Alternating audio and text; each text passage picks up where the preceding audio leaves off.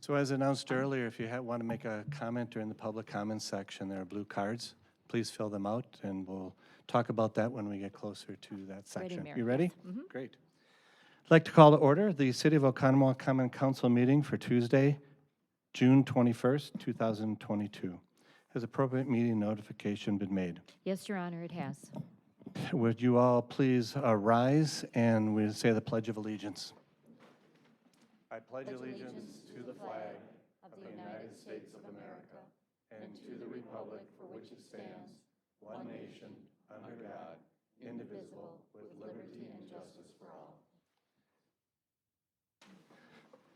Thank you all and welcome this evening. It's great to have everyone so engaged here in the city. I'd like to call roll, please. Alderman Kavieski. Here. Alderman Douglas. Alderman Rozak. Here. Alderman Altman-Kloth. Alderman Ellis. Here. Alderman Spiegelberg. Here. Alderman Mulder. Here. Alderman Shell-Pepper. Here. Great, I'd like to entertain a motion for approval of the minutes for June 7th, 2022. So moved. Any discussion? All in favor? Aye. Any opposed? Okay, I'd like to, without objection, I'd like to be able to move item 10A, which are the mayoral appointments with council confirmation. These are two fine people that are going to donate their time to help our community and city. I'd like to bring them forth. Any objection, council members? Great, okay, we'll move on to item 10A, and then we'll come back to the beginning part of the agenda.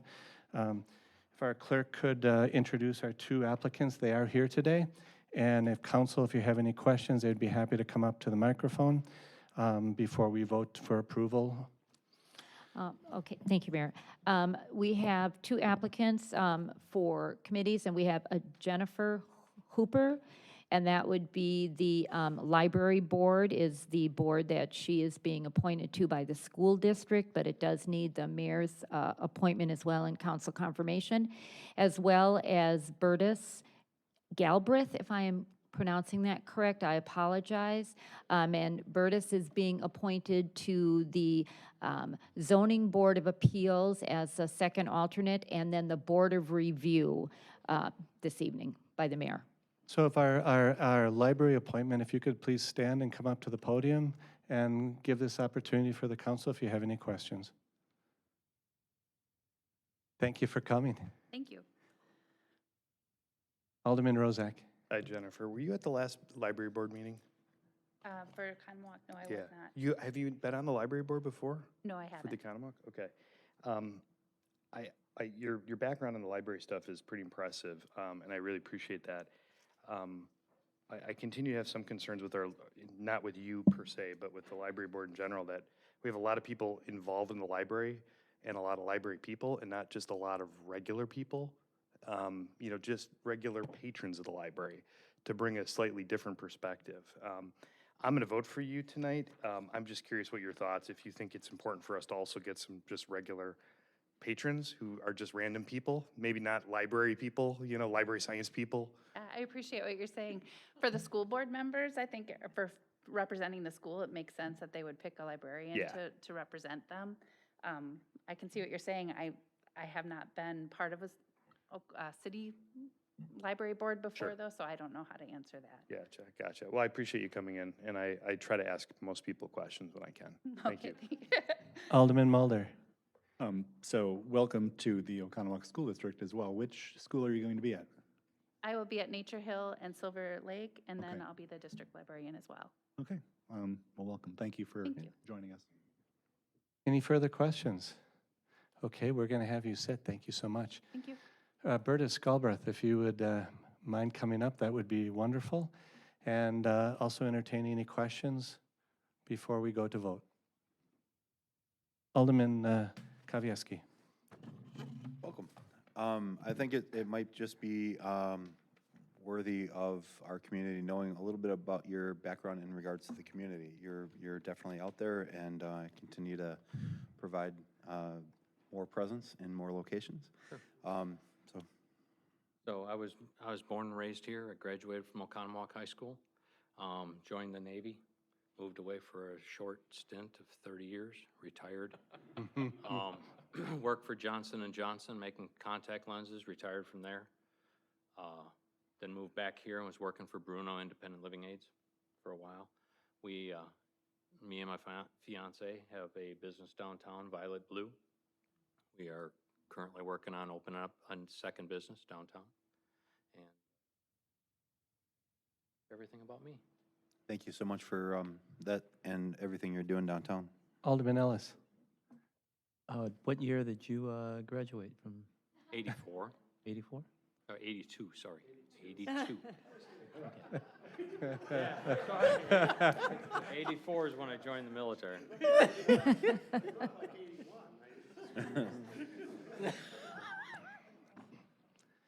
Burtis, thanks for coming out. I think you and I actually spoke during the last election cycle, if I remember correctly. So welcome. You definitely got appointed to the two most interesting boards. This Zoning Board of Appeals is where I started my little career in local politics, and it's actually very interesting. So I hope you enjoy it. And there's a lot of really cool things that come through. You might not have a lot of meetings, but when you do, they can be kind of exciting. So thanks for your service. We appreciate it.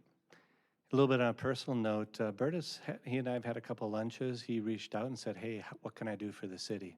And those are the types of people that we really want to have engaged in making it better, that service, and very much appreciated and glad we could find a great spot for you. Any further questions from council or comments from you, Burtis?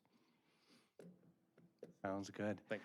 I'd like to entertain a motion on the approval of both appointees. So moved. Second, Shellpepper. Any further discussion? Call roll, please.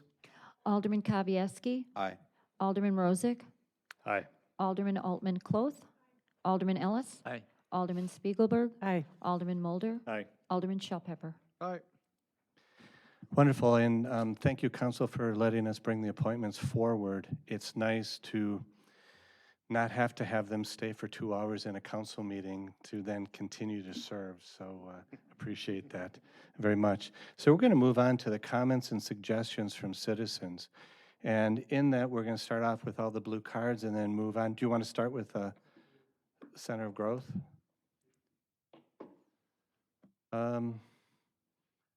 Let's go ahead with the update and the presentation of the Waukesha County Center of Growth. Since they've also traveled here in time, I want to be respectful of their time in coming to share some of the things that I think everyone in the audience will enjoy hearing. And then after that, we'll move on to the blue cards and public comment. So we'll start off, Mr. Duffy, if you could do the introductions, please. Sure. As part of our partnership with the Waukesha County Center for Growth, and if you recall last year, you had asked for them to do continual updates. We do have a partnership along with the other municipalities in Waukesha County. Obviously, Oconomowoc is one of those prominent ones. They might talk about we're one of the four that are pretty much prominent in what happens in this county. So they wanted to be able to continue to make sure that they update you on their progress and their work, not both in the county, but also in the city of Oconomowoc. So with that, I'll turn it over to Suzanne Kelly and Robin Ludke to share that information with you. I can drive for me? Great. Hi. Good evening, everyone. I'm Suzanne Kelly. I'm President and CEO of the Waukesha County Business Alliance. Thanks for your time tonight. We're here to provide a brief update on the Center for Growth, as well as some data that we thought you might find interesting about Waukesha County, as well as the city of Oconomowoc. So real briefly, here is our core team. I've already introduced myself. The Business Alliance is a close partner for the Center is a close partner with the Center for Growth. We share staff, we are co-located, and we provide a lot of the support services. Next up on this slide is Nicole Riff. This is a person we really want you to meet. Nicole is the incoming executive director for the Center for Growth. Her first day will be July 11th, so hopefully you'll meet her shortly thereafter. She comes to the Center for Growth from the Hampton Roads Alliance in Norfolk, Virginia, which is an economic development organization that provides services to 14 communities as well as a variety of stakeholders in that area. So in a way, very similar to the Center for Growth, which provides economic development services for 14 municipal investors as well as the county as a whole and its many business stakeholders. Nicole is a native of Wisconsin, so she's eager to come back to this area. Prior to her current role at Hampton Roads, she had a variety of economic development roles in the state of Texas, working for the governor of Texas in his Department of Economic Development and Tourism. She also served as a community development director in the city of Evansville, Wisconsin. She got her bachelor's degree at UW-Milwaukee, her master's in urban planning from UWM, so she's going to come in with a wealth of experience around business expansion, business financing, business relocation, and so on. So we will be introducing you to her, I'm sure, sometime over the next several months. Next on the slide is Robin Ludke. She is the Senior Vice President of Strategic Initiatives and Workforce. Robin has been supporting the Center for Growth since its inception in 2016. And over the last 4 months, she has really stepped in to help lead operations at the Center for Growth while that board was searching for a new executive director. And then the final two people on this slide are Lucy Waldhutter and Phil Ostrowski. They are the Small Business Development Center consultants that are embedded at the Center for Growth. So they are just part of our broader team, really a unique relationship between the Center for Growth, the Business Alliance, and SBDC, as well as Oconomowoc, the other communities, and Waukesha County to provide economic development across the region. So we want to provide a little bit of information about a business survey that we did from July 2021 to August 2021. We partner with the Center for Growth, Waukesha County, and the WOW Workforce Development Board to survey businesses on their outlook. Key areas of focus were workforce development, business growth, some of their location specs, and some of their economic forecasting. We had businesses represented in 35 of the 37 municipalities in Waukesha County across a wide variety of industry sectors, as well as different business sizes, from sole proprietorships to companies with well over 1,000 people in Waukesha County. I will say that Oconomowoc was very well represented in that survey. You were one of the top 5 communities with respondents to the survey. So what were some of the things that we learned? Well, one of the things we learned is that despite the lingering effects of the pandemic, our businesses are still very optimistic about growth and that they plan to expand over the next 3 years.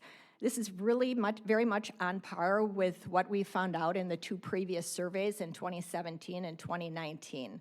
Almost 80% say they plan to be in a growth mode.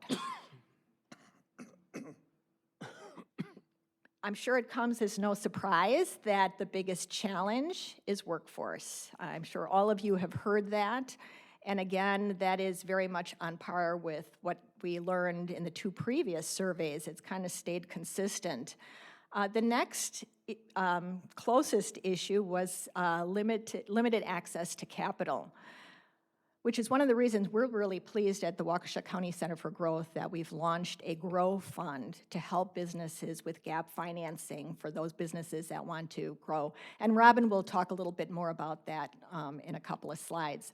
And then the third biggest issue was lack of public transportation, and I think you can lump that right back in with workforce, right? Employers are, finding it difficult to get employees from outside of the community to their locations in some case because of the lack of transportation. Again, back to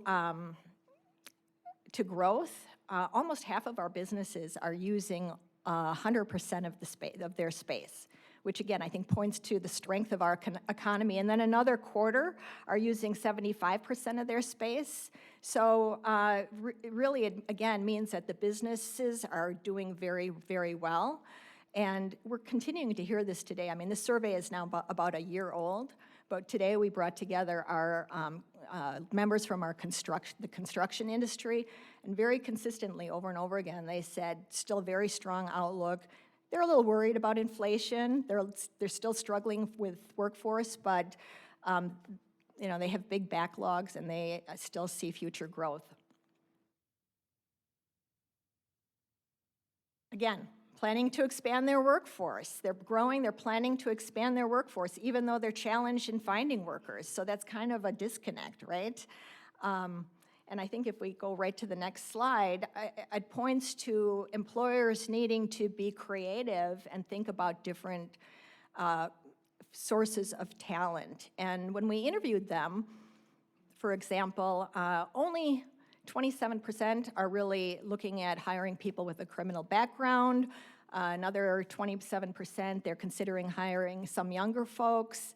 A quarter are looking at automation as a way to address some of their workforce concerns, looking at ways to try to attract workers through programs like tuition reimbursement. But these point to some areas that we can work on to try, again, help employers find some sources of talent. And now I'll turn it over to Robin. Yes, good evening, Council. Thank you for having us this evening. I had the pleasure. I'm going to have you come up to the microphone, please. yes, Thanks. can And you you hear can me? pull it down so if you want. There you Short. go. Whatever is comfortable.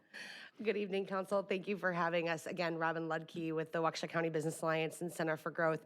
I had the opportunity to present to the Chamber of Commerce here in Oconomowoc, and so I'm pleased to be able to kind of share some of the insides of Oconomowoc that we've been able to dive into with the Economic Development Department here.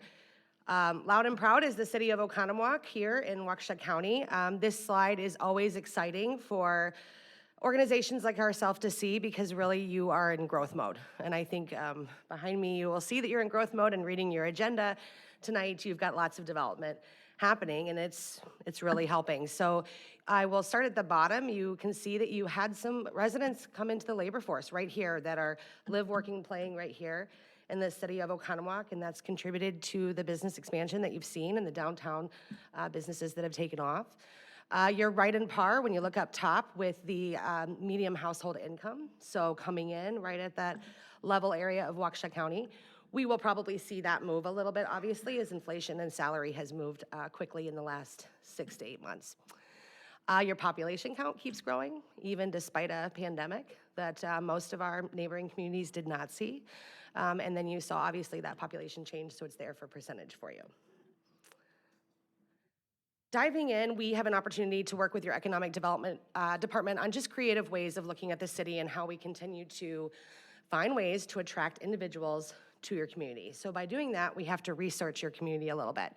We were able to dive in with Sewer Pack and find out that you have about 12,000 commuters coming in every day to the city of Oconomowoc. That's fantastic. You should all be patting yourself on the back for that. And you can see they're coming in from several different entry points, right? So they're not all kind of coming in one area.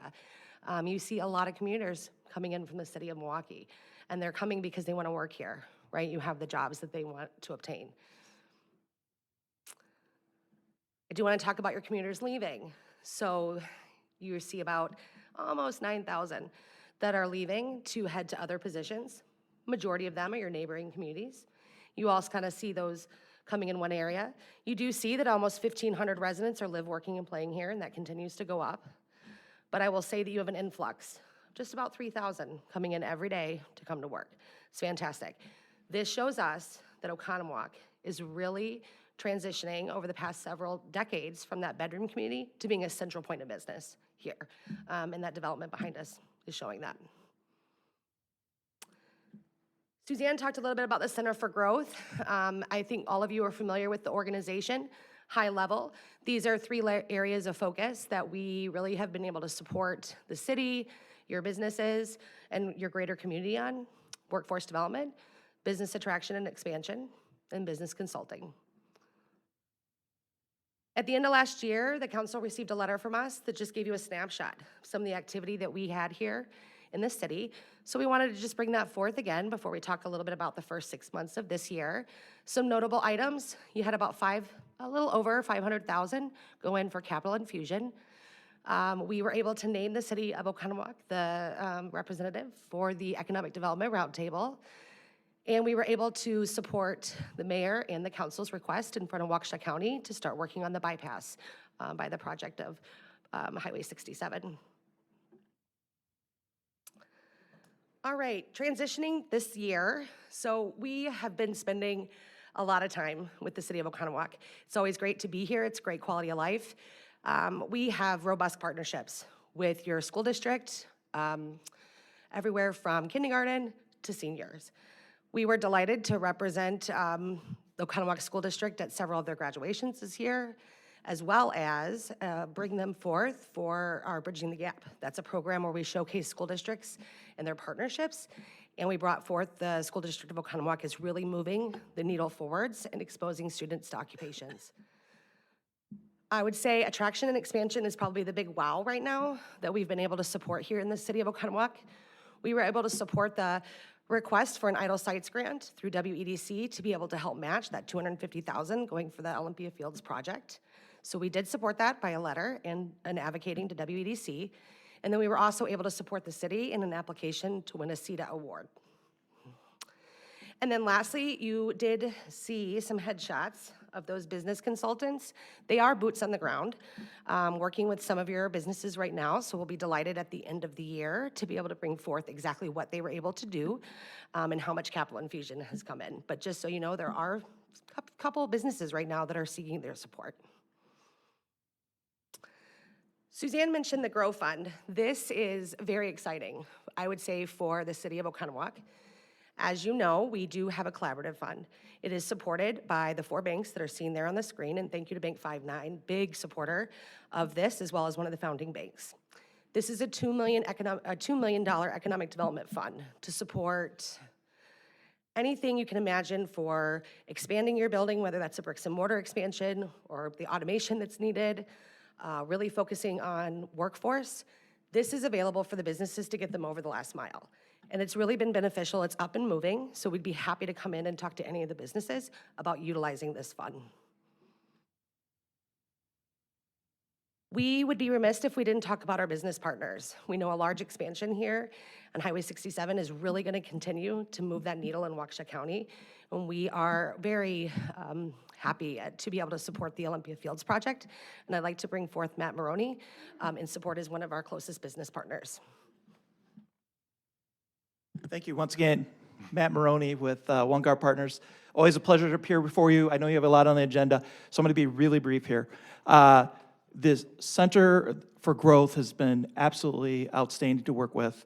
We work with different development agencies throughout southeast Wisconsin on a countywide basis. And I think that's important to really recognize is that liaison that they provide, not only for us directly to potential businesses that want to locate in the area, but also with other state agencies. So the support on the idle sites grants, I mean, every little bit helps, you know, to be able to attain that $250,000.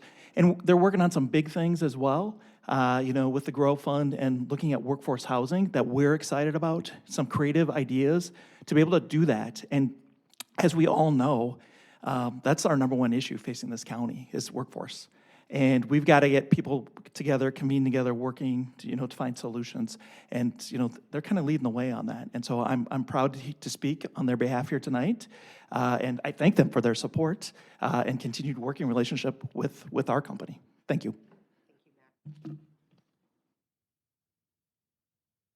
With that, we just want to thank you again for your time tonight. We really enjoy working with the city. We would enjoy and appreciate Bob Duffy chairing our Economic Development Roundtable, and we are happy to answer any questions you might have. Thank you very much for coming and providing the update that Council had requested. Council, anyone have any questions or comments at this time before we move on to the public comments section? Yeah, Alderman sure. Rozak? Yeah, why not? You'd mentioned in the slideshow there was $535,000 in capital infusion last year. What was that from? I can take that. So we worked with about 23 different businesses resulting in that. I can get the specific types of work that was done for that. That's done through our SBDC offices. Lucy Walhuter and Phil Ostrowski, they would be putting those actual numbers together, but let me just, if you give me 1 second. Councilman, I will double check my If you don't notes have it for you. now, I'm just curious. Sure. I'd love to get information on that at you know, just an email or something, or email the city administrator. I've got a couple other questions, but we got to Yeah, we can get specifics to you. The SBDC consultants track very specifically the businesses that they support and what they do in terms of getting loans for those businesses, you know, expansion, purchase of products, and purchase of automation, so we can get a better breakdown for you. Yeah, I'd be curious. As you know, I pulled you guys out of the budget cycle last year. I still want more hard evidence of what is actually brought. I mean, economic roundtables and, you know, concepts to me don't equal 12,500 a year every year for decades on end. So you know, before the budget cycle this year, I really need those kind of hard numbers. You know, we got a letter just today from Paul Farrell, our county executive, about this group helping $800,000 in economic development come to the city. I need to know how. I need to know why. I need to know what that really means. I mean, did you just apply for a COVID grant? Okay. Or is it something actually tangible? Because we're spending that money every year, and I'd like to see those tangible numbers. Roundtables and things like that don't equal 12,500 a year. And so what I want is tangible numbers and what our business owners actually get, beyond just some consulting or beyond just, you know, those type of things. So I do appreciate you guys coming, though. That is what I asked for you guys to do last year, and I appreciate you guys showing up and presenting us some information. So thank you. Alderman Kavieski. One of the things you touched on was transportation for workforce. It's a huge issue. Are you working with Paul Decker, others within the county?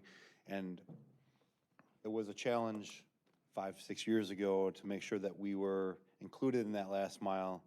I believe we're firmly embedded as the stop in that last mile, and what you're doing to help make sure that our businesses, as they do continue to grow, see that diversity in workforce.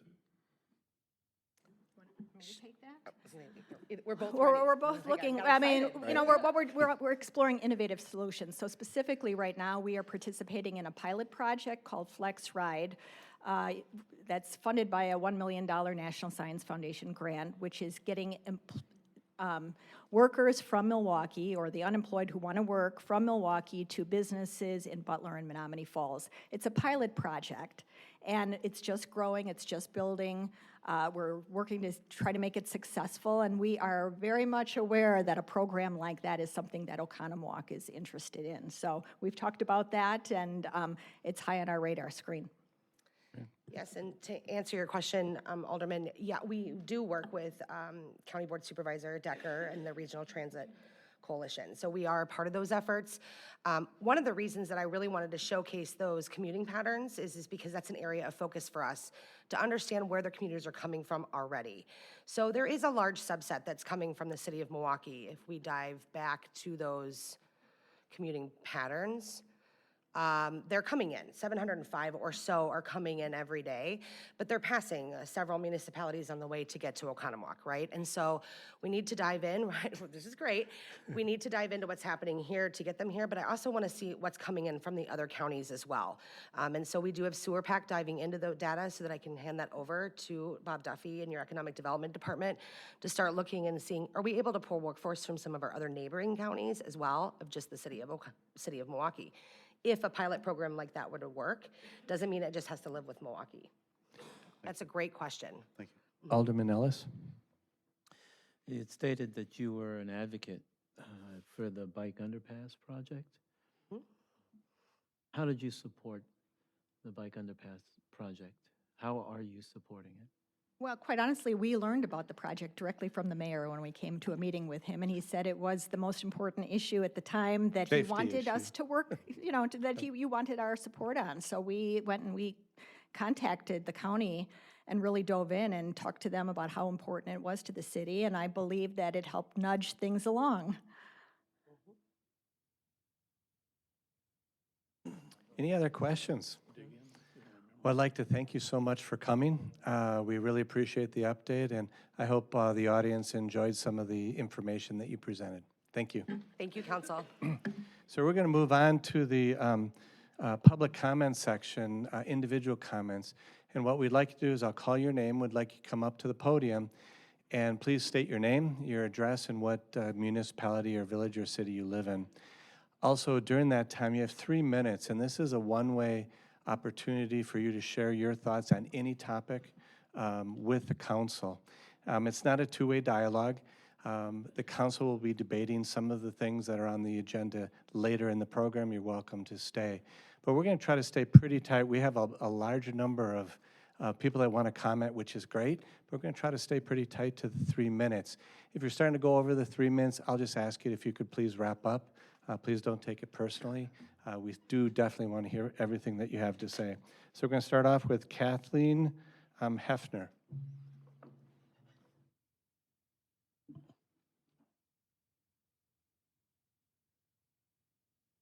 Good evening, Mayor. Good evening, Council. If you could state your address and the city, 409 please. North Lake Road, Oconomowoc, City of Oconomowoc. Great. Welcome. I'd like to talk tonight about the Rockwell project, but I first want to narrow in on one specific aspect of this project. My family moved to Oconomowoc in 2000, and at the time, Little Vittles was a family-owned grocery store, and Century was still in the location. And when those businesses left, I felt very strongly that it left a void in this downtown area to have walkable, bikeable market shopping for just basic items. And it has been a dream of mine to kind of fill that void and have another downtown market available to the residents. So pre-COVID, when Jim's Pro Shop went out of business, I started meeting with Judy Schulte and was looking at renovating that Pro Shop space and creating a market there. Unfortunately, when contractors started coming in, it was apparent that the building was, in disarray, bad repair, and was going to need a lot of work. What still attracted to me to the location, though, was that Judy shared with me that originally, historically, was the trading post for Oconomowoc. Later went on to become Laurelburg Hardware Store, and that space just holds and has always provided that service for the community. So I feel very strongly about that location. So when I learned that the Rockwell project was coming in, one of the conversations that we had was having some of that space be available for a market, which I, again, really feel is something that this community needs. To comment on the project as a whole, I think that the design was very thoughtful. I think it holds true to the historic kind of vibe that we have down here and that we appreciate as downtown residents. And I've heard some comments about the parking and the 5th floor and all of these kind of negative comments. I really feel like I want to focus on what that project is bringing on the ground level. It's bringing extra parking, it's bringing public bathrooms, it's bringing a warming house, things that the entire community can use, not just people who purchase condos in that building are going to benefit from. And again, to have a market in that space along with these other amenities, I just feel is going to be a huge asset to the community as a whole. Great. Thank you. Thank you very much. Maureen Stapleton.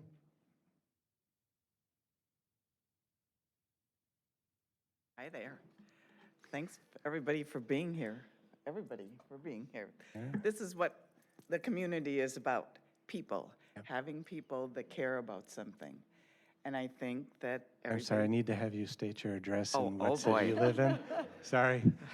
I'm hoping after a couple of them, I don't have to say it again. that anybody would catch on? Yeah, no. 128 West Wisconsin Avenue, Maureen Stapleton. So I was going to start out with the 1970s in downtown Oconomowoc. Well, we're going to skip all that. But just let me say, it was awful. It was terrible. There wasn't anybody downtown. Half of the stores were closed. It was just going downhill, and I know it because I was the chamber president, and I couldn't get anybody to replace me for about 8 years because it didn't get any better. It was still, but then stuff started to happen, and you saw some of the numbers on the screen tonight. We have a very brilliant, viable place because people keep wanting to come here. And I think part of that is because our downtown's getting more vibrant with people and businesses and whatnot. But I think that there's some, the idea that suddenly in the last, I don't know, let's say 8 years, we have more people living downtown because we have, a number of places that house people.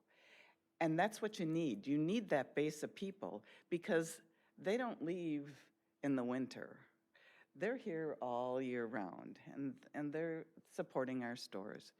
And it just creates a vibrancy. People love to feel like they're with other people when they're walking around, and it just creates some more excitement. And I think that's what's bringing more people as far as our new businesses to the city of Oconomowoc. And it just is all a positive thing. And I think that's why having Rockwell and more people who will come down those steps and they'll go up and down the street and they'll spend money and they'll bring relatives and they'll bring friends. And then we're gonna be up here saying, okay, lock the door. We don't want any more people because they're spending way too much money and now we can't get into a restaurant. My God, we gotta wait 20 minutes. Can you imagine it? But for any case, you get the idea. And I just have to also say, I just laugh, or smile at least, when people say, oh, and if they, take down the building and put a condo up there, you're not gonna see the lake. Well, hell, I'm across the street in my office and I live there. I haven't seen that. I can't look through the bar and see the water. I can't look through what was Schulte's and see the water. So that argument kind of falls on the other side for me. But for any case, I'm just proud of Oconomowoc, and I'm just glad I'm not the chamber president anymore because it's just doing a fine job on its own, and a lot of that is because we have a good city council and we have a lot of people who care. Thank you. Thank you. Bob Jeffers?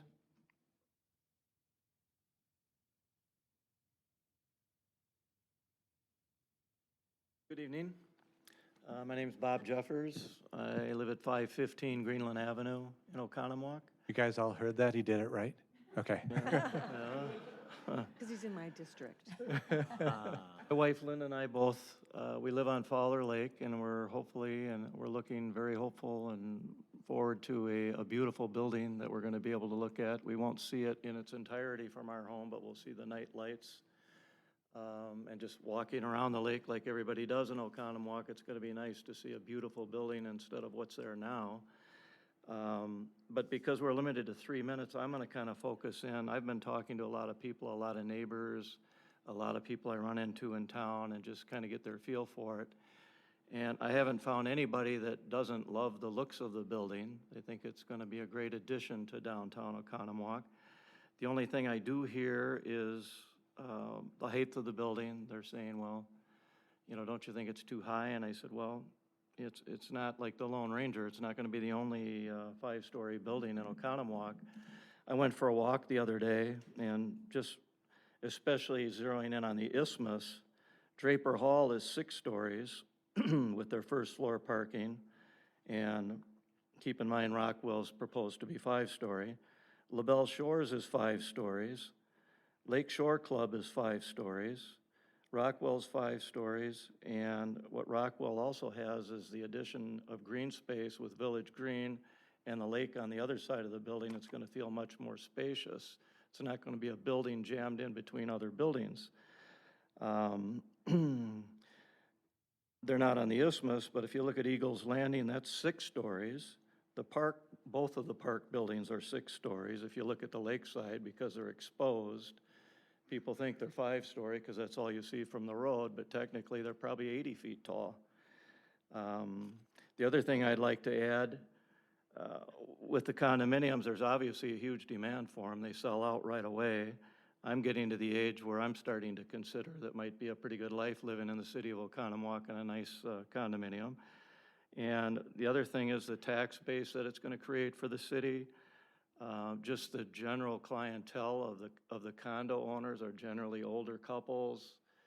Children aren't living at home. They're not going to be stressing the school system, but they're going to be paying a lot of property taxes. So I'm definitely in favor of it. My wife's in favor of it, which she'll speak for herself, but I think it's going to be a beautiful addition to the city. Thank you. Thank you. And now we're up to Linda Jeffers.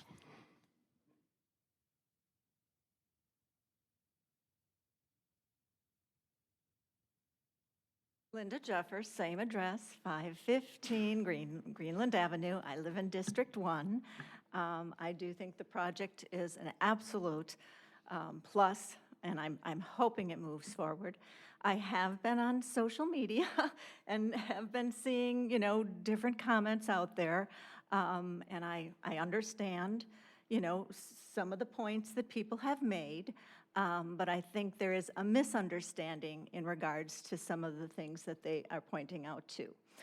But I wanted to say to Maureen and our first speaker and to my husband, I think you all really brought up some wonderful points, so I won't repeat any of that stuff. But I do want to speak to the councilman, because when I was in high school, my father was an alderman.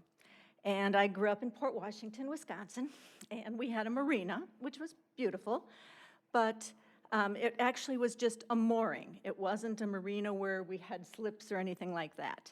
And up comes this project of putting in a marina where there were slips, and the economic value is what, my dad was looking at, because, of course, he had to listen to his constituents, but he also had to think about what was best for the city. And I remember I was only in high school, and granted this is over 50 years ago, it was a long, long time ago. I'm in my mid-60s now, so it was a long time ago. But he got hate mail. We got phone calls that were terrible. They were just nasty. We weren't even allowed. I mean, I'm a teenager. I want to answer the phone. And we had the dial-up phone on the wall.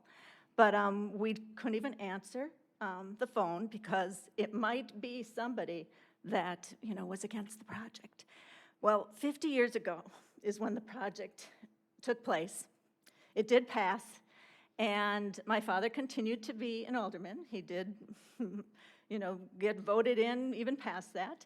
But last year or the year before, when it turned 50 years old, it was considered the most important thing that was ever passed economically for the city of Port Washington. So I know each of you, it's a hard decision, these decisions to make, but I think you need to think of what it really brings to the city as a whole. So that's my main comment. I've sailed into that port and have been there, and I've watched that growth. It's pretty impressive. Yeah. Oh, Thank you. yeah, thanks. On to John Coons.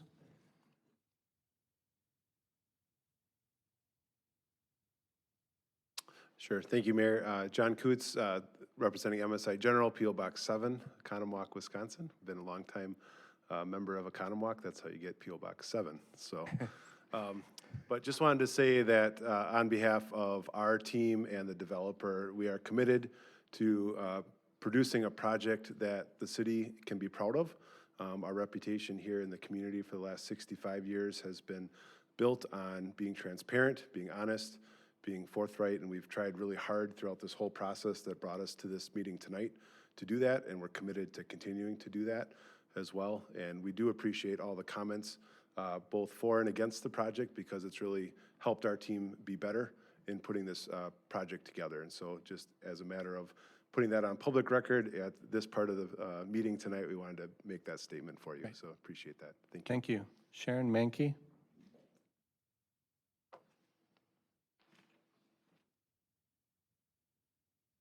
Sharon Mankey, 507 South Lapham Street, City of Oconomowoc. But I'm here tonight representing the German Christmas Market. The Board of Directors of the German Christmas Market has had the opportunity to sit down and meet with Jeff Screama of Rockwell Development to discuss the potential changes that are going to be made to the Village Green on their behalf. I just want to say that the Board of the German Christmas Market is very much in favor of the changes that are going to be made to the Village Green to accommodate the market, our market, as well as all the other events that are being held on the Village Green and that belong downtown. And I believe that these potential changes will help to ensure the success of all the events that are held downtown. Thank you. Thank you. Michael Bertrand.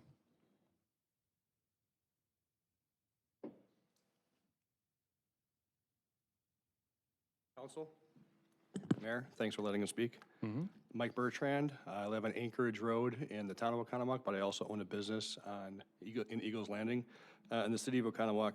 You know, the people that have spoken in the past, in the name of trying not to be redundant, the other people that have spoken prior to me have, you know, done a very good job taking a lot of my material away. So I'll be very brief here, but and just in talking about some of the things that I've heard the people that are opposed to the project, and I want to just maybe address some of that, because the developers and Jeff have not been able to have a, you know, so I don't like this. Well, let me tell you why you might, if you heard a rebuttal to it. So some of the things that I've heard in negative commentary on the project would be, you know, the parking expansion into the Village Green. You know, there is, hasn't been a chance to be thoroughly explained to the public, I think, is that all in all, when some of the redundancy in the sidewalks gets removed and the improvements in the green, that there'll be a net gain in the green space by taking up the additional 18 feet that the developers are looking for. Besides that, when you expand a parking lot, you expand a parking lot. If there's something that downtown Oconomowoc needs, is additional parking. So those 12 parking spots would be a welcome addition. I think if you ask anybody, they would agree with that. Furthermore, right now, if you're attempting to leave the parking lot, because of the way the configuration is with the drive leaving the parking facing south and then the drive going east and west up against the building, while I'm heading into work and I'm facing south at the stoplight, waiting for the light to turn green, I've seen numerous times where somebody has been leaving that parking lot and somebody has been walking by with their stroller, or somebody has been jogging, and both people have to come to an immediate stop. Or actually, I've heard tires squawk because they have to slam on the brakes. I think by moving the egress to that parking lot south, that additional 18 feet, which would then create parking on both sides of it, it's going to certainly increase the sight line for people using the sidewalk in front of what would be the proposed project. Moving on to that, I think the only other thing that I can talk about besides the height, I'll finish with the height restriction. But I think there's a misunderstanding when it comes to the TIF.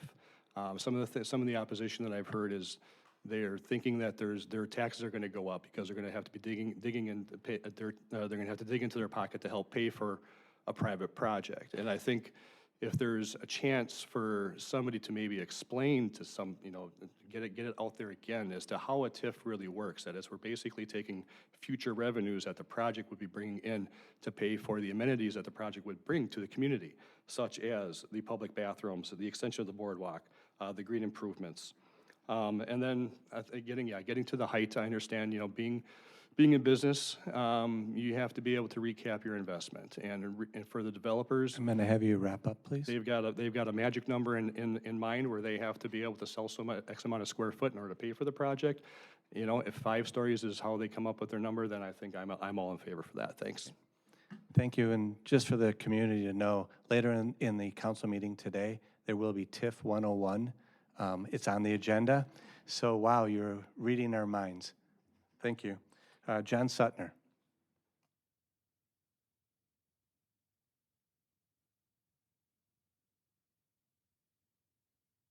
Hello, everybody. John Suttner, W375 and 7833 Tamarack Court, town of Oconomowoc. Also own several businesses in the city of Oconomowoc. I want to start by saying one word, and that's forward. As we look to the future, we have to move forward. If we're looking back, we can remember the great times, but we have to go forward. If we're not going forward, we're standing still. I had an opportunity on Sunday to drive through a friend of mine's old community called Cudahy. There's all but nothing left. Everything's closed. It's scary because you know why? They didn't go forward. So everybody understand one word, forward. That's it. Thanks. Thank you. Ed Hines, I'm not sure if I can read this. Ed H-I-E-S, Hines? I'm sorry, sir, if I've pronounced it wrong. I can't write, that's not a problem. Okay. Good evening. My name is Ed Meese. I live at 515 Westfield Way in Pewaukee. And I'm kitchen challenged. I eat out every night, and I come to Oconomowoc 6 nights a week to have dinner. You have a wonderful downtown. And everybody I hear talk about this 5-story building, You've got enough of them around, one more is not going to make any difference. So I'll be very brief, but you have a wonderful downtown, and I hope you approve this project. Thank you. And you can always come 7 days a week if you'd like. Pardon me? 7 days a week, you're always Well, I welcome. got to give some money to some other communities, Thank you. Thank you for your patronage. Let's move on to Mark Chesman.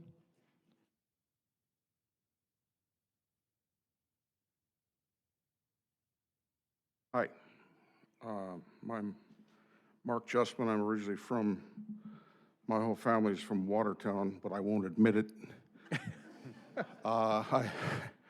My cousin happened to marry the brother of the mayor of Watertown for the last 30 years, so that gives me license to criticize and for his lack of vision and so forth and so on. But I tell everybody that I meet I'm from Oconomowoc, and I was thrown out of the house at 19 by my belt and my shirt by my dad because, of course, at 19 I knew everything, and he knew very little.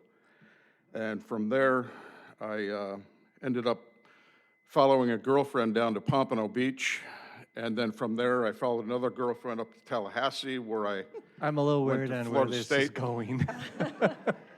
And I eventually got my degree at FSU with a major in real estate. And then I came back here for a little stint. I told my dad, I graduated and everything. I know more than you now anyways. And lo and behold, I get a job 8 days out of college with American Appraisal, downtown Milwaukee. And they eventually transferred me to Los Angeles in '79. And I just got back in 2014, 35 years to the day later. I'm what's known as an MAI designation, which is pretty popular in the IRS world, the banking world, the investment banking world, the litigation world, and et cetera, et cetera. I've probably one of the only guys you'll ever meet who has officially worked for the FBI, the Department of U.S. Treasury, the IRS, the FDIC, Freddie Mac, Fannie Mae, the FAA, the Department of Interior. Most of that was through American Appraisal. And I even did 2 jobs in Milwaukee to boot for the Vatican, one of which was for Billy Mitchell, who donated his cottage in West Allis to the Vatican, and they consequently built an assisted living facility there. Anyways, I'm going to have you kind of come and wrap up. We're getting close to the end of your time, and I want to make sure I'm we just hear here your message. to just tell you who I am, and I'm an advocate of what's going on. I'm right around the corner from Gene Stapleton's place. I own the Fresh Baked, the green and white building right next to Eagles Landing. She knows we see each other in the garbage area like often. But anyways, I'm a pro for Jeff and the boys, and I think it's going to do an outstanding thing to the community, and that's all I have to say. So Okay, thank you. Thanks a lot. Sarah Ninman. I'm waiting for you to follow that one, Sarah. Thank you, sir. I know I'm a regular here, but hi, Sarah Ninman, N64 Woodcrest Drive, Town. I'm going to speak on 2 behalfs here, one for the Downtown Business District President, but first, Sarah Ninman, I just want to say how I'm in favor of the project. I think it would be a great project, just a little bit different perspective from what everybody else said. I was sitting around our pool deck the other day with a bunch of young 20-year-old kids that are my kids and their friends, and I was surprised that 10 out of the 12 want to move back to the area, which I thought was really cool, and raise their families, which is a lot to say of what we're doing and how we're moving forward. And when we talked about the project, I had the pamphlet, and they looked through it and thought it was really cool and how fun it would be to come back and be able to live in something like that. And when we talked about the height restrictions, just really simple. One of the kids is like, well, if you're standing in front of it, you can't see over 50 feet, you can't see over 70 feet. Like, what's the difference? So I thought that was a pretty neat perspective for him to have. The Downtown Business District, again, all the board unanimously supports this project. And they are definitely in favor of seeing the uniqueness of it come forward and what it has to offer, specifically the extension of the boardwalk, being next to the Village Green for a lot of the events. I just want to go off a little topic, which we're open to discussing everything, is just going to throw in there the bathroom situation again, how we definitely see the need for both bathrooms. It's going to be great with all the added traffic to have the Rockwell, but how much in need that we are of our bathrooms on the Village Green as well. I know it takes over a little bit of a mulch bed, a little bit of the sidewalk. We've created the footprint to be a little bit smaller. We've had different topics of conversation. One with Craig was if we made it seasonal, and how that $30,000 to $40,000 may be able to be taken off of there, and how important we feel that that is as well. So want to keep continuing to advocate for that additional bathroom.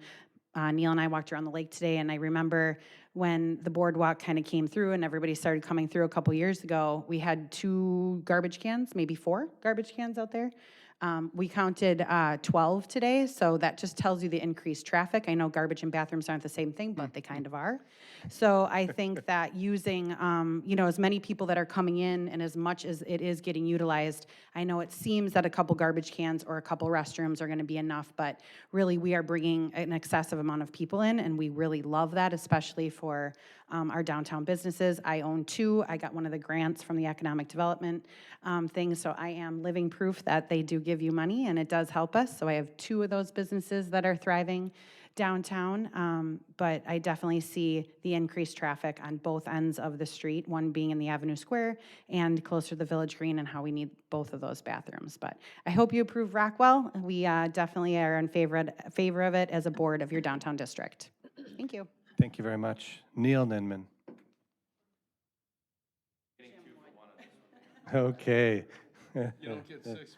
So this is Neil Ninman And his own card. and Jim Wood. If you could introduce yourselves individually. Numbers, alphabet soup, Rolling River Court, Town of Oconomowoc.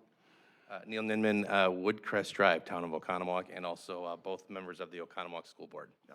So just here representing the school district tonight, and just appreciative of thoughtful growth and thoughtful development, and how everybody kind of works together in this ecosystem that is a community to bring together growth, and then growth affects the schools, and then schools grow to attract more people, and so on and so forth down the line. So really appreciative of that.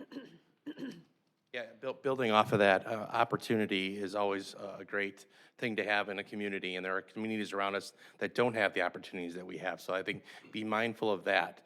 We have a school district that is thriving, but unfortunately, the numbers of students are flat or at times declining. We're going to learn more about that later this year after we get a report. So ever more popular and present is the ability to pay for things in our district. If you have declining enrollment, which many of us in this whole region do, for lots of different reasons, that money still has to come from somewhere. And it comes from growth opportunities. We're seeing a lot of it out by the interstate. This is another opportunity in our community to see growth, stack some taxpayers on top of each other. I think it's a smart way of doing it, definitely. And also as a husband of a business owner in this community, and we can see that helping our business, helping our communities, businesses around us. I think it's just something that we need to strongly consider and approve. Thank you. Yep. So if you guys come up with anything else, like Neil mentioned, as we come together with our numbers this fall, I believe it is, yeah, we'll get together with you and kind of share information and make sure that we're all growing together. Great. And just a hats off to the Oconomowoc School District. They have been working very hard to engage with the city in things they're doing and what we're doing. And just thank you both gentlemen for coming and representing the school district. Craig Schuffelbein. My name is Craig Schuffelbein, as you just said. I'm not Johnny Velvet, that's my evil twin. I live at 4636 Lake Club Circle, and though I'm in the village of Oconomowoc Lake, I think you all know that I am, you'd be hard pressed to find a bigger advocate of developing this community culturally and economically. And though when I heard about Rockwell, and I was a little bit about a skeptic, there was a lot of emotion and short of decisional data. And as I look at architectural integrity and data and the impact to the community from the boardwalk and the bathrooms and the community space and all of those things, I became a huge advocate of this. And, you know, what they said, I don't need to spend a lot of time other than I'm happy to support this. And I know you have a difficult decision, but I hope you do that. And when I see you all individual, you know, I always say, thank you for your service. Appreciate it. Thank you. Jean Gosling, I'm not sure if I got the whole last name correct, sir.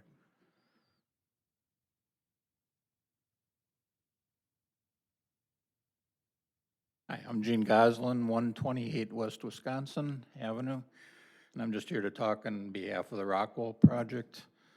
I just see it, my wife and I moved here about 3 years ago to Oconomowoc from Heartland, and it's just such a vibrant community, lots of growth, positive all the way around, continuing improvements left and right, and this Rockwell project, we just see it as another one of those, including the commercial sites that are going to be part of that project and improvement, addition to the boardwalk that goes around that people in the community as well as visitors to Oconomowoc use all the time, and this will just enhance that whole feel right down and around the village green. So I just hope that you're all in support of the project as well, because it's going to be a good thing for Oconomowoc overall, as you've heard it from a lot of people now, so thank you. Thank you. Dave Mankey.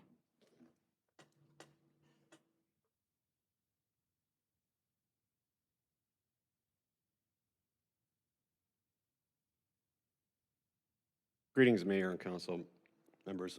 My name is Dave Mankey. I live at 459 Wood Street, City of Oconomowoc, Aldermanic District Number 3, and I am a member of the CDA. I'm writing you to show my support for the Rockwell project located adjacent to the city green space. As a member of the CDA, I am granted the opportunity to give my professional input on residential and commercial development within the community. Today, I write this as a resident. The City of Oconomowoc has gone through incredible strides to ensure the growth of our community continues and benefits the community at large.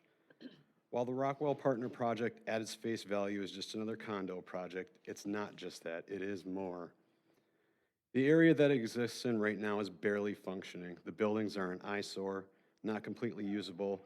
They do not grant public access to Fowler Lake's west shore, and without serious repair and financial investment could become a hazard to the community at large. The buildings also sit adjacent to our beautiful city green space. It's time to change that look, and Rockwell does that. When I was shown the presentation materials for the project, I was visibly excited. From a visual standpoint, the building is stunning. Finally, a newly designed building that does not try to rewrite the architectural feel of what our community already has and cherishes. And I've been part of some of those projects. It will serve as an inspiration for others to follow suit. I have heard many comment on the height of the building, that it's just too tall, it blocks the view of the lake, etc. I beg to ask of those, what view is being blocked? I'm 6 feet tall. The typical single-story building is 12 feet tall. No matter what is built there, the view will be blocked. The proposed building is going to top out at 70 feet, which is higher than is allotted for the site. But a 70-foot building can be built directly across the street. While I did have a lot of heartburn about the height, I have to ask myself, why not here if it's okay there, 30 feet away?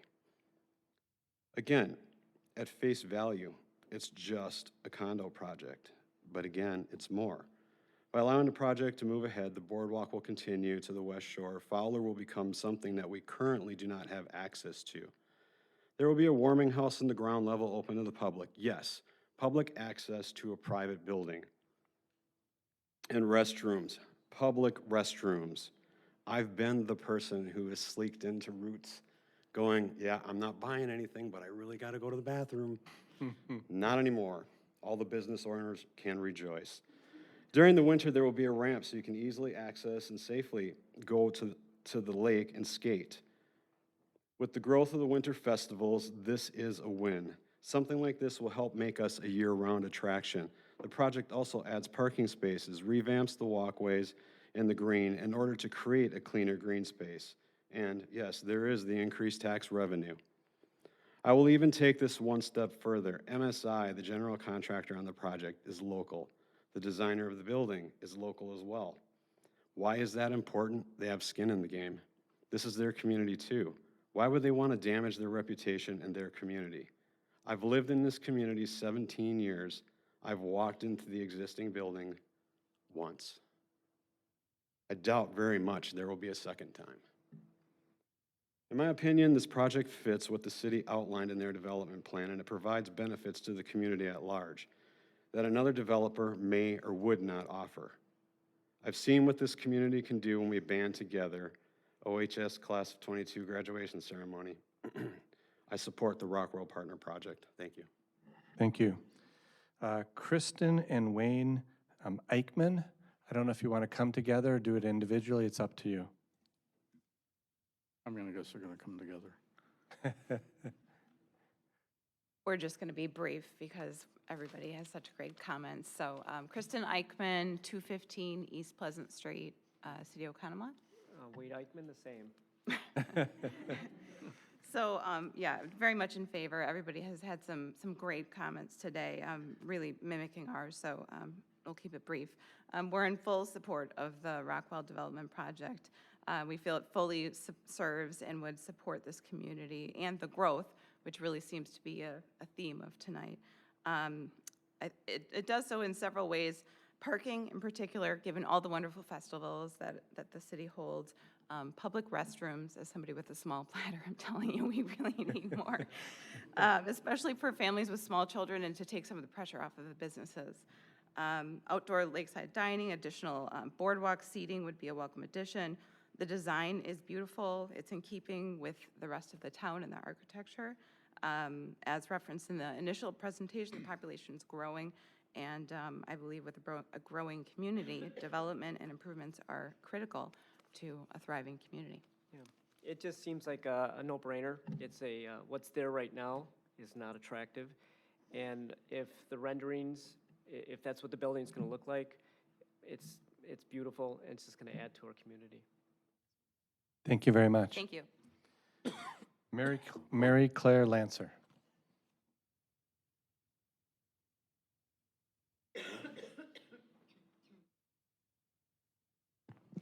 Mary Claire Lancer, Lancer Public Affairs in New Berlin. I just counted today that there have been 301 encounters with residents, whether it's door-to-door or these meetings that we've had. But in case our team hasn't done enough to engage and inform the public, I would like to announce 3 upcoming public presentations to be held at the community center. These will be Tuesday, July 12th, Thursday, July 14th, and Monday, July 18th, all 6 p.m. to 8 p.m. The format will be a presentation by Jeff and the team, followed by question and answer. All the questions will be taken until there are no more, and the answers will be clear and documented. Additionally, I'm wondering if we could ask that the presentation booklet be posted on the city's website. We would also like to do our own website because it's just really not right if people think that they don't have the right information and are making judgments based on misinformation. So we'd like to make sure that that is cleared up as soon as possible. Because development of this blighted site isn't just for our team, it is to be a source of pride for the entire community. And even though there's been a good deal of outreach, I'm hoping that even more outreach is how we all get there together. Thank you. Thank you very much. That was the last blue card that I have. Have I missed anyone? And would anyone else like to make a public comment at this time?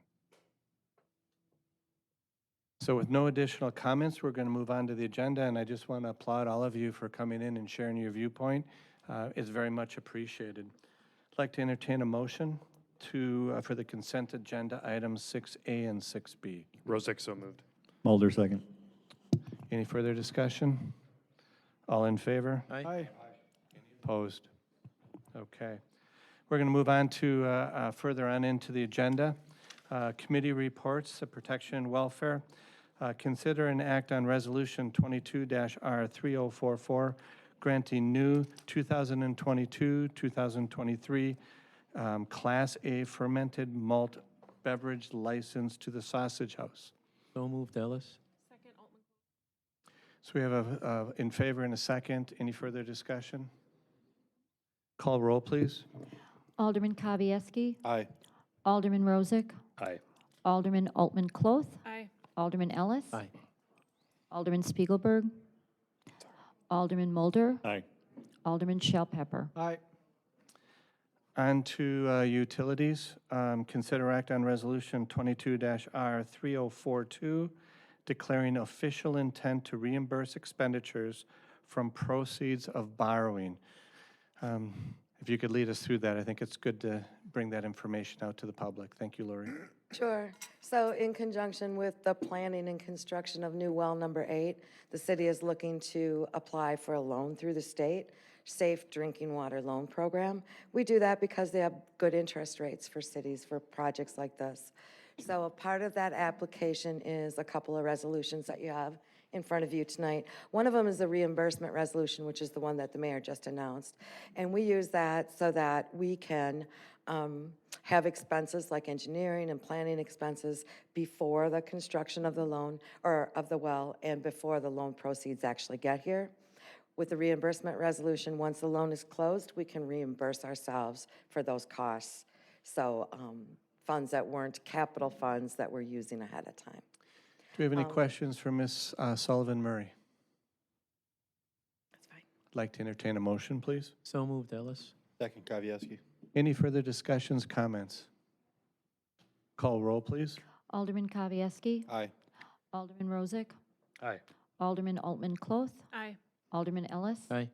Alderman Spiegelberg. Alderman Mulder. Aye. Alderman Shell Pepper. Aye.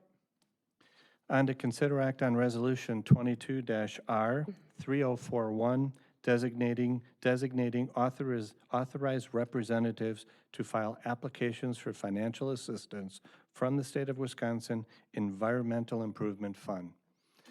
This is the second resolution in conjunction with the same well project. This is for the application to the state. This authorizes the city administrator and the finance director to sign documents for the application for loan funds and any other grant funding available for this project. I'd like to open it for discussions or comments. I'd like to entertain a motion, please. So moved, Ellis. Mulder, second. Any further discussion? Call roll, please.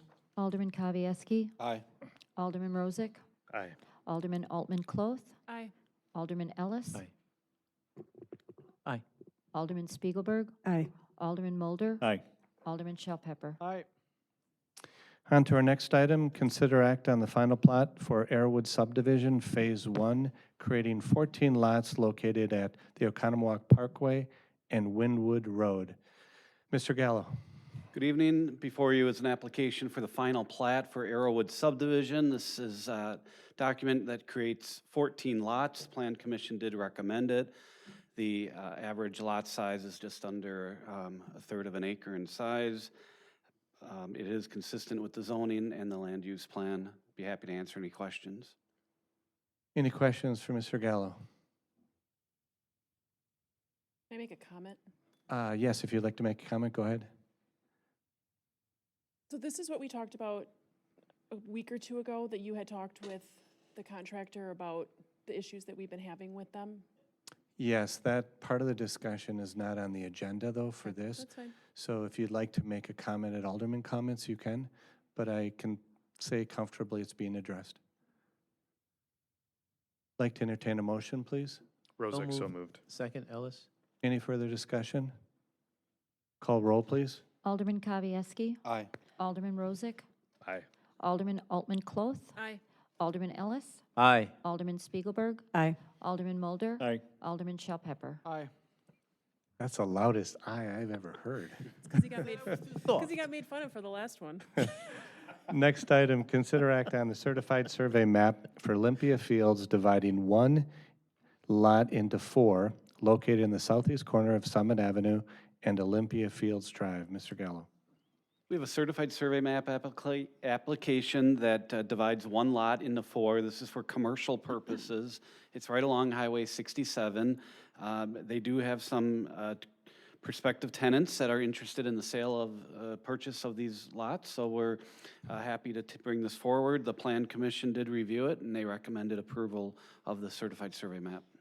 I'd like to open it for discussions, questions for Mr. Gallo. Mr. Alderman Rozak. Mr. is fine. Mr. We expected that some of these lots would start getting split up for the development, correct? Yes. And lots would start being sold off to commercial developers for those spots, correct? Right. Okay. Alderman Mulder. As I reviewed this, Lot 2 is 4 acres. Should we expect that that eventually gets parsed out into additional lots as well, or do you think this is the last slicing of this parcel?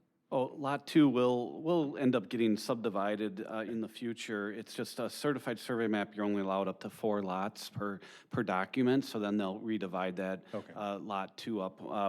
They're taking these out for prospective buyers, and then they're creating them on as-needed basis, so. Any other comments for Mr. Gallo? Like to entertain a motion? So moved, Ellis. Kavieski, second. Any further discussions, comments? Call roll, please. Alderman Kavieski. Aye. Alderman Rozak. Aye. Alderman Altman-Cloth. Aye. Alderman Ellis. Aye. Alderman Spiegelberg. Aye. Alderman Mulder. Aye. Alderman Shell Pepper. Aye. Under our next item, consider act on the extraterritorial certified survey map for the Young Trust dividing one lot into 2, located at West 393, North 6056 Mary Lane, Town of Oconomowoc. Mr. We have Gallo. an application for a certified survey map. This is not in the city of Oconomowoc, it's in the town of Oconomowoc. It falls within our extraterritorial review jurisdiction. It's a 1-acre lot. They experienced a fire on this. They've since raised that house. The owners of the property would like to build on the south lot, which is Lot 2, and sell off the northern lot. It's 1 acre in size. They're going to divide it into 2 half-acre lots. Plan Commission and staff sees no issues with this. Plan Commission did recommend approval. Questions for Mr. Gallo? Like to entertain a motion, please? So moved, Mulder. Second, Altman-Cloth. Any comments, questions? Call roll, please. Alderman Kavieski. Aye. Alderman Rozak. Aye. Alderman Altman-Cloth. Aye. Alderman Ellis. Aye. Alderman Spiegelberg. Aye. Alderman Mulder. Aye. Alderman Shell Pepper. Aye. Great. Thank you, Mr. Gallo. On to new business. Consider act on ordinance 22-01035, creating section 2.019 of the Oconomowoc, City of Oconomowoc Municipal Code relating to council agendas. Remember, this is set up as a first reading for your consideration. Do you want to take that, Mr. Fry, please? Thank you. Yeah, so this item was at the Committee of the Whole. We briefly discussed it. It was decided to move it forward with some adjustments, and I had worked with Alderman Rozak on the revised document that's before you tonight. We just simplified it down a little bit. It walks through the same process of Alderman wants an item on the agenda. They could meet with either myself or the mayor to discuss it. If for some reason it's not put onto an agenda, then at a council meeting during the comments from Alderman, they could request it. And if it's seconded by another Alderman, then it would get put onto a future agenda based on timing of staff's ability to gather all the information that's necessary for that. So I'd like to open it up for comments or questions for Mr. Fry. Alderman Rozak? Yeah, I want to say thank you to the mayor and Administrator Fry for working with me on this agenda change. I think it's a positive change for democracy and for us moving items along, not necessarily with this mayor, this administrator, but I've been on council for almost 9 years, and there have been past mayors who just won't put anything on an agenda that we ask to have looked at, and it's a way for us to be able to push something that our constituents are asking for us to do. So I think it's a positive. It's something a lot of the neighboring communities have, and I appreciate you guys working with us on it, and I think this final version's simple, gets to the point, and does what we need it to do. So, I'd like to entertain a motion, please. So moved, Ellis. Rozak, second. Any further discussion or comments? Waiving the second reading? Oh, Second yeah. reading? Yes. Go ahead and waive the second reading. Okay. And it's still the same, the second? Alderman Yes. Rozak? Okay. Any further comments or questions? Call roll, please. Alderman Kavieski. Aye. Alderman Rozak. Aye. Alderman Altman Cloth. Aye. Alderman Ellis. Aye. Alderman Spiegelberg. Aye. Alderman Mulder. Aye. Alderman Shell Pepper. Aye. Next on the agenda is a presentation at TIF 101. This is because this is also a streamed council meeting. It's available to the public. We want to make sure we help to educate the public and also to keep us on our toes as council members. So, And you're asking me to do that? yeah, yeah. Thank you, Mr. Duffy. Would you please go ahead? Sure. You know, we often do this to orient council members, but it's also what was mentioned in the public comment, tax incremental financing is a misunderstood tool of how we use it to be able to move forward goals and opportunities for our community. So wanted to share that, not both as a reminder to some of you, because maybe it's been some time since you've seen it. We'll also talk about some of the successes we've had as a community in using the tool to improve, reach our goals, as well as improve quality of life amenities for the community. So tax incremental financing was authorized in 1975 in accordance with state statutes. Currently, there are over 1,000 active TIF districts in Wisconsin and over 400 communities. I'll use terms somewhat interchangeably. Tax incremental financing is the tool itself. And a tax increment district is essentially the area in which is created that establishes that area. So is that tool to stimulate development as well as redevelopment? It's a method for us to finance infrastructure and public improvements. We use it as a municipality, as you guys all understand, in budget times, where we have a limited opportunity to leverage things. It's an alternative financing method for us to accomplish those goals without impacting the existing tax base, only using the district area.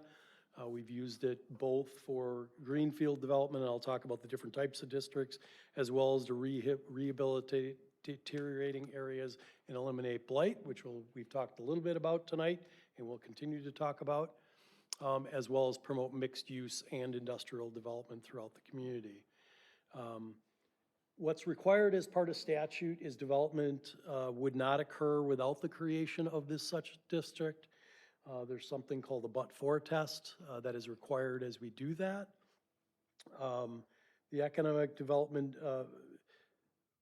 benefits of the TID have to do with increased employment, business and property value, as well as the ability for the project to compensate for those improvements that we need within the district. Ultimately, what we're trying to do is enhance the value of real estate in our community by using the tool. And another element is all TIDs cannot exceed 12% of the city's total. Currently, we as a municipality, we have TIF 4, 5, 6, and 7 that are currently open, so 4 open. And we currently are just over 3%, 3.15 if I remember correctly, as we've calculated that, so we're well below what our statutory requirement is to be able to do that. So essentially how it works is we provide public improvements and assistance to attract the development.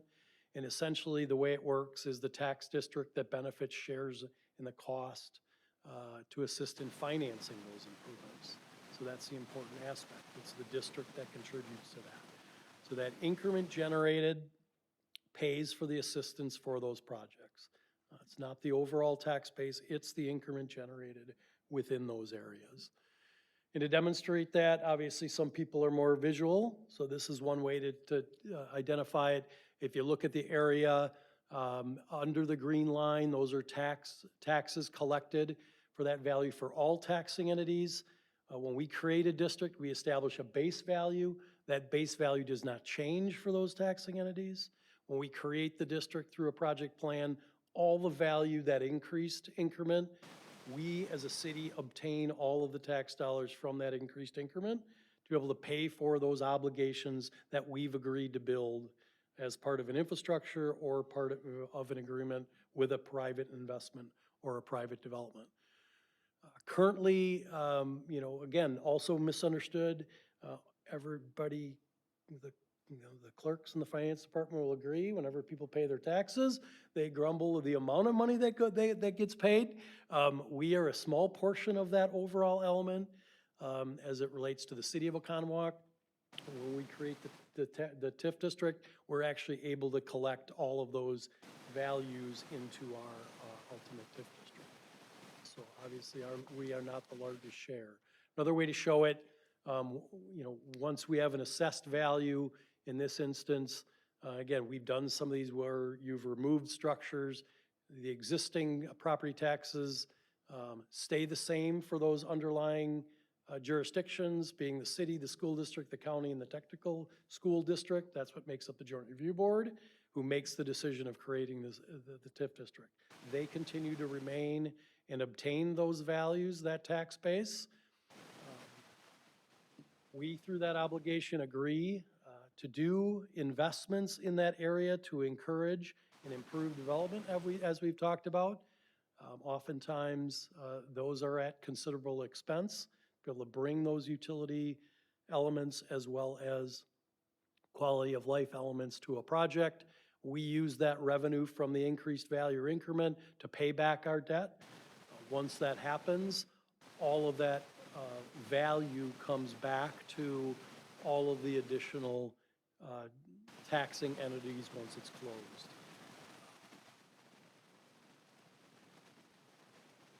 So eligibility from a TIF standpoint, we can do projects within within the district and within a half a mile of it. All of those projects must benefit the actual TIF district. Most often used eligible projects become infrastructure, land acquisition or demolition, site development, development incentives, marketing and promotion, as well as administrative costs we may have to set up the district or utilize from a municipal standpoint as it relates to staff. Several types of TIF. We've used most of these. An industrial TIF, 50% of the area needs to be suitable and zoned for industrial development, maximum life of 20 years with an expenditure period for 15. Blight elimination TID, this is similar to what we'll be talking about tonight with the Rockwell project. Typically downtowns, 50% of the area must be declared blight. Requires a formal blight designation, both from the Community Development Authority and from the City Council. We need to notify those landowners. This blight elimination TIDs are the most difficult to succeed in, so that's why it's viewed as a maximum life of 27 years to pay back those elements, as well as an expenditure period of 22 years. Rehabilitation and conservation is similarly 50% of the property must be suitable for rehabilitation or conservation. No more than 25% can be vacant. Again, notified property owners is a requirement, maximum life of 27 years with a 22-year expenditure period. Mixed-use TIF must have multiple uses. No more than 35% can be residential, maximum life of 20 years or an expenditure period of 15.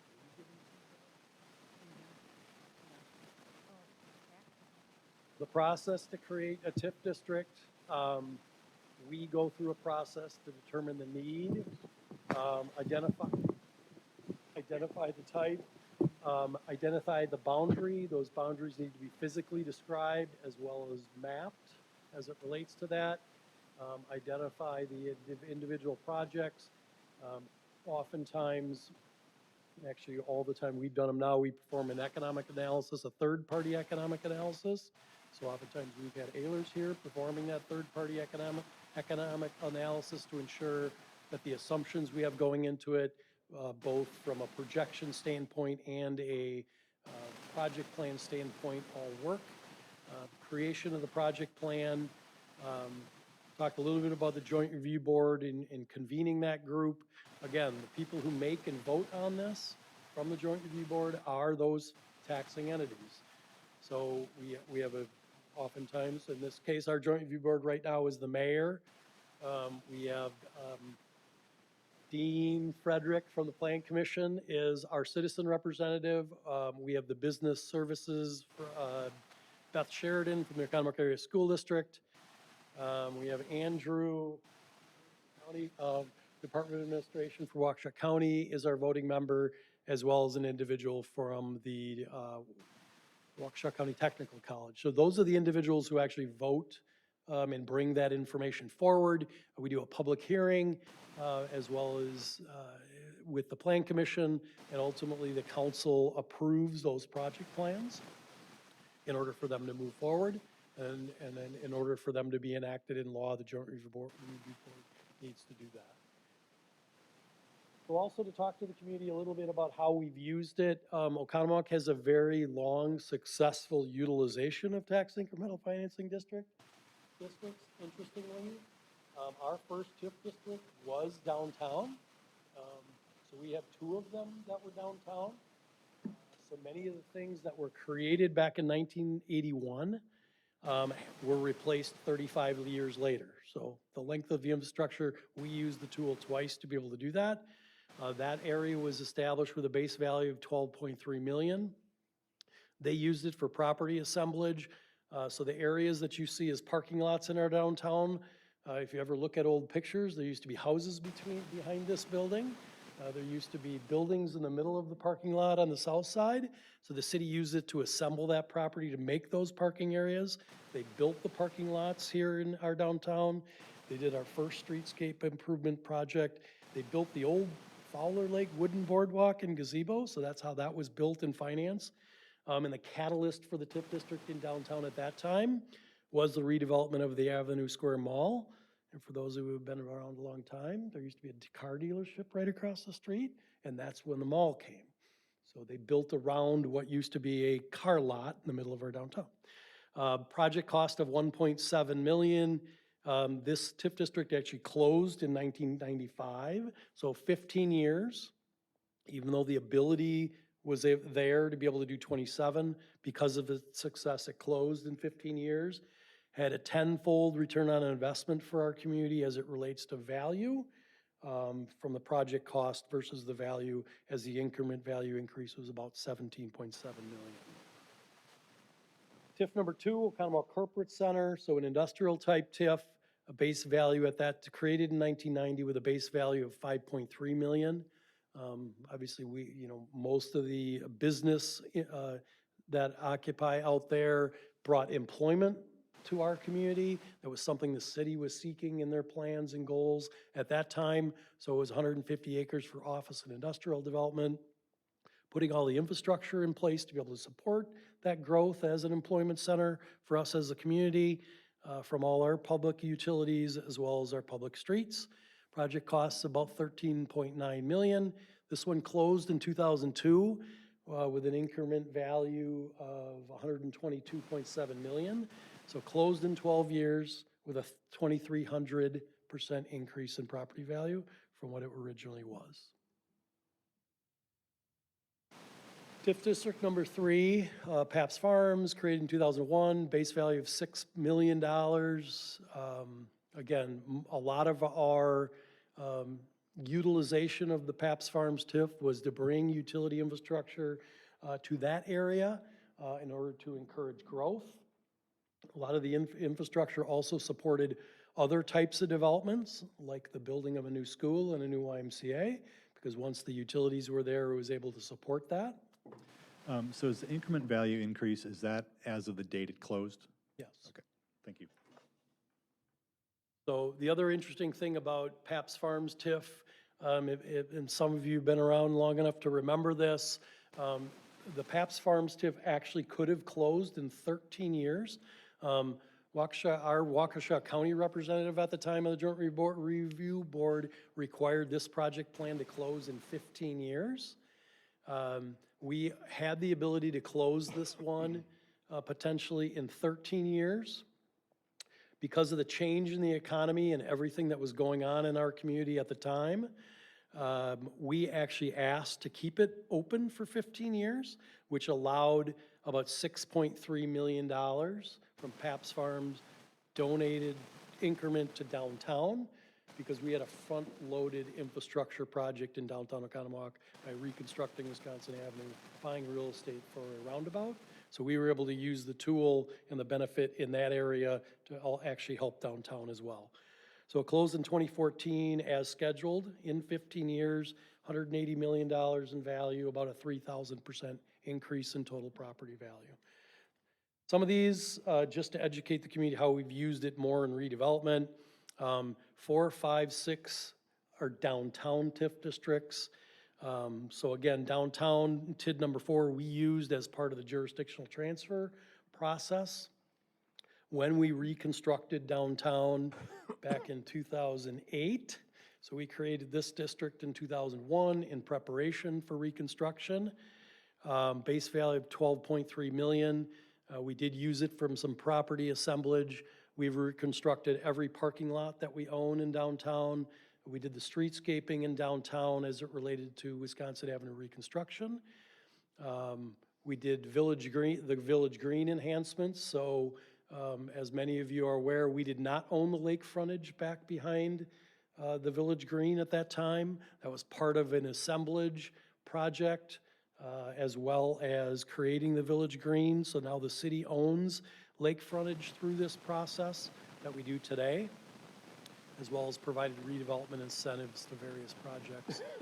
Like the Gateway, we did some public infrastructure. The Worthington, we did some public infrastructure incentives as well. But we'll do that. So 11.8 million in projects. We just finished our last project last year in the south parking lot. So this one is still an active TIF district. Increment value to date, 29 million. So we're projecting to close this one, Lori, 2 years. So again, some of the projects we were able to do, we actually provided a tax increment financing loan to help the Cornerstone. We leveraged our dollars to the investment he put into that building. Many people don't even remember what it looked like anymore. So that was a stark change. We've always tried to do that. Obviously, our largest project in the downtown TIF was the Village Green and the parking lots. TIF number 5 is West Wisconsin Avenue, where we saw some recent redevelopment. We are offering development incentives through a pay-go process. Pay-go, to explain that, we were providing an incentive, but only when the guaranteed value is delivered to the project. So they're actually being reimbursed through pay-go by their own increment they've generated. So that's how we're doing that process in these agreements. We've established the opportunity to do expanded business loans for North Main Street, parking reorganization and water access improvements. If you all recall, this is how we are financing a $1.5 million boat launch. So again, not to go to the property taxpayers, we're using increment from two projects that have guaranteed value to be able to pay for those types of quality of life improvements and offer them back here to the community. We leverage the TIF district in this area to realize our goal in our downtown plan of a lakefront path to connect North Main Street to City Beach as part of that as well. So total project cost just over $6 million. Increment value to date, $36 million based on the projects that we see there today. The other thing we did is we leveraged TIF district to match dollars with a community development investment grant. This was a project we didn't originally envision. It was part of our downtown plan, but we were able to use the increment through this to help assist this property owner in restoring this historic renovation of this project as part of our match to the Community Development Investment Grant, and that's what you see there today. All the units are sold. I mean, people talk about, all of these units are sold. This was also an interesting one as it relates to, because of the but-for test, because of our involvement, likely translated to the developer providing a restaurant on that development, because that's what the community was looking for. And number 2, us being able to help support the development likely had something to do with that developer donating a unit to American Legion Post 91, who is the original owner of this property. Some people don't remember. This is the Park on Lac La Belle project, very similar. Originally, this project came to us, indicated that they did not need any assistance. That's how we were able to work through it and knew that they were going to need some subsurface investigation, vetted it through the third-party review process, and then leveraged that to be able to get the continuation of the path. Because that is something that they weren't willing to provide to us as a city in order for us to reach and attain our goals. So we're very fortunate to be able to do that.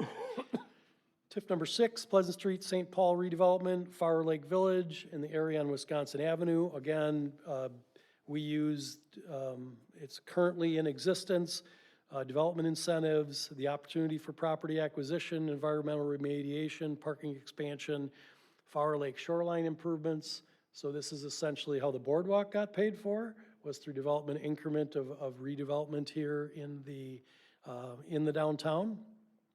Reconstructed Pleasant Street as well as infrastructure in there and streetscape in the streetscape enhancement along that popular walking path in our downtown.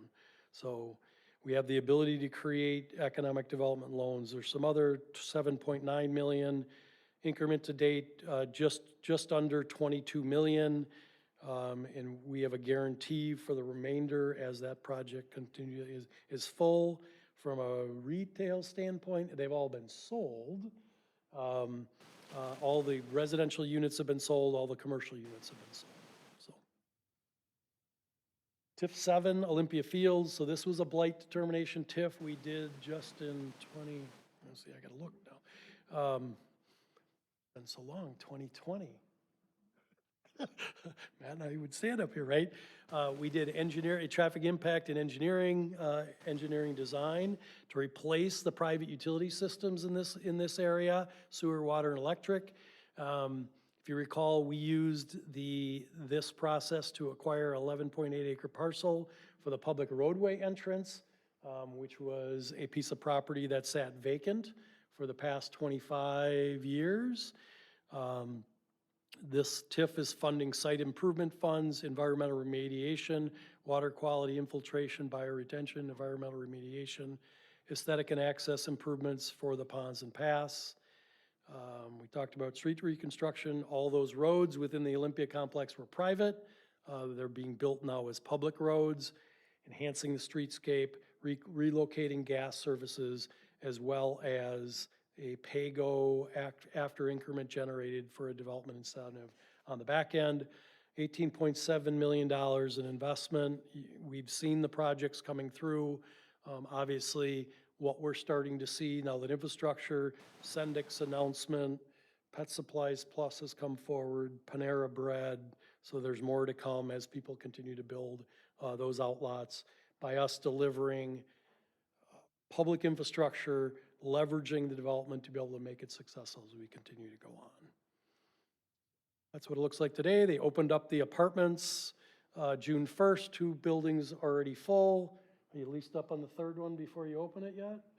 Probably, because that's what seems to be happening as people are attracted. So again, to recap, we've used the tool fairly advantageously as a community to continue to as an alternative funding method to accomplish our broad strategic goals, improving and maintaining our infrastructure and facilities, focusing on community growth and improving our quality of life, not just for the districts, but our community as a whole. Any questions before we move on? Thank you for, Alderman Kavieski. Sorry.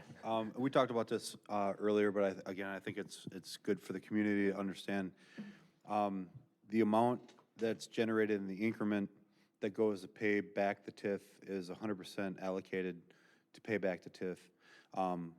If that wasn't the case, or once that's paid back, 100% of the tax dollars is not necessarily utilized in the levy when it comes back to the levy. That's correct. It'll get reapportioned back to the taxing entities that originally approved creation of the district. So we only get the portion, if you looked at the $1.29 of that, I think that's the most current one that I got from Hannah. We only get that portion as it moves forward once it's closed. Well, thank you for a very comprehensive outline. to go That's somewhat wonderful. quick. Thank you. How long you want to, I don't We're know gonna how, move- if you really want to hear me this long, but yeah. No, it's great. Thank you. It's good for the community. We're going to move on to our next agenda item, consider act on Resolution 22-R3048, approving a redevelopment plan for the North Main Street redevelopment project area. Mr. Duffy. Huh. Name and address. Bob Duffy, 1870. Sometimes live at 174 East Wisconsin Avenue. You got 3 minutes. Can I have your last name, please? So, redevelopment plan on your agenda is consideration of establishing a redevelopment plan. Want to kind of bring us through the steps we've come to date. This is not approving a project. This is approving a redevelopment plan, critical component as it relates to blight determination, and how we move forward as it relates to achieving our goals in our downtown plan. You guys maybe have seen the poster piece, but there is actually a several hundred-page document that supports much of what goes into a redevelopment plan. It makes everything consistent, not both. This plan is incorporated as referenced into our comprehensive plan. So when you hear those things interchangeably, that's how those elements happen, because there's very specific goals in this, what we would call a neighborhood plan, that we continue to try to move forward and do. This plan was actually developed in 2004, so many of those components, we continue to try to do that. So where we're at in the legal overview of the blight determination component, again, blighted area means an area by dilapidation, deterioration, age, or obsolescence is detrimental to the public and general welfare. That's right from the statute. And again, the important parts as it relates to this area from a redevelopment plan is the deterioration of structures, site improvements, or otherwise substantially impairs or arrest the sound growth of the community. Our goal is to continue to try to get areas to grow, redevelop, and values to increase in our overall community. Community development is involved from a statutory role as it relates to designating the boundaries of the area, submitting those boundaries to this body. You approved a resolution related to that. I'll go through those dates of what we did. And preparing the redevelopment plan, which has been made available to the public, as well as conduct a public hearing, which we did this evening. From a council standpoint, you have the final decision-making authority on these documents. Adoption of a resolution declaring the area blighted, which you have done. Adoption of a resolution of the project area, which was of the project area prepared by the authority. You did that creation of that boundary already. And then tonight's discussion is adoption of a resolution by 2/3 for the redevelopment plan as itself. And I'll go through what those steps are. So you've already done some of these things. May 17th, you authorized the CDA to pursue the process. May 31st, you approved the blighted district and those boundaries in a previous action. This evening, we held the CDA public hearing. We had 3 people who spoke. 4 people who spoke. Ms. Mankey spoke on behalf of the German market. Mr. Coots spoke, Mr. Screema, and a resident, Laura Gibbs from 908 West LaBelle Avenue, spoke at the public hearing as it relates to this specific project as published. So what is a redevelopment plan? So we're providing a general framework for us to use and guide the specific development of these area needs, tied back to consistency with the plans, while always looking to seek to eliminate and stop the spread of blight and the deterioration of structures, identify the project boundaries, the development patterns and improvements that would benefit not only this area but the community as a whole, as well as give the CDA the power to acquire, improve, and dispose of property if it's necessary as it relates to a redevelopment area. So the objectives themselves: fostering private redevelopment investment in stagnating areas, provide adequate infrastructure, improve traffic circulation, provide pedestrian linkages and ambiance through streetscape, coordinate redevelopment activity within areas, encourage mixed-use development. That's a key component that was in our plan. In our downtown plan, our total vision had a lot to do with how do we create an experience economy in our downtown, and how do we create vitality and activity in our downtown. So always trying to do that through developing these plans as we move forward. Encouraging infill development in areas that are needed, as well as established the development vision and standards. So we identified the project area of which you approved a couple weeks ago. It is these 4 parcels between 121 and 131 North Main Street. For those who, and we have to legally describe it, so that was the previous map. This is the bird's eye view of where those parcels are. 3 parcels are privately owned. This strip is actually owned by the city. Within the plan, we got to talk about existing land use, existing zoning, existing property conditions, so work through that really, really quickly. According to our land use plan, this area is suited for mixed-use commercial, office, and residential, which is currently zoned for a similar type of a use. Also incorporated in the plan is what the future might hold. So in the plan, it simply references the tools we have available to us.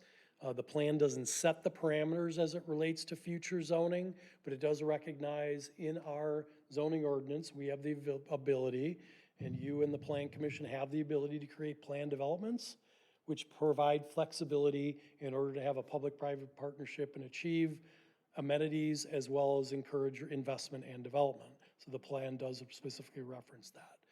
As part of the requirement of the statute, we're required to do a blight determination matrix. Remember from my TIF conversation, 50% of the area needs to be an area that meets the statutory definition of blight. Staff went through and did the statutory requirement checklist as it relates to this. Currently, 83% of the property within the redevelopment boundary meets the statutory definition of blight. For these primary reasons: lack of upkeep and maintenance, dilapidated facades, deterioration of existing improvements, accumulated debris, vacant buildings, as well as inadequate and unsafe electrical system, as well as water damage. That was evidenced by information provided. This is a letter from May of 2021 of an insurance company canceling their insurance policy. Terminating insurance coverage. After their inspection, it was found that the electrical system was unacceptable, as well as interior water damage to the walls and the ceiling of at least 3 of those structures. So through that process, we have come to a conclusion that the conditions exist to justify finding a blight in this area, and in order to eliminate those blighting influences and encourage private investment, asked that through the city council, the community development authority are justified through the statute to be able to move forward with a blight determination and a redevelopment plan. So again, in working somewhat in concert, because we have a development proposal in front of us, using some of those elements to try to put at least ideas of what we can do as it relates to a redevelopment plan. These are not set in stone. That's part of the site design process, and we'll talk about some of those timelines, but really identifying things that could happen in this area. And we've used some of the things that they've developed as we continue to look to achieve that vision.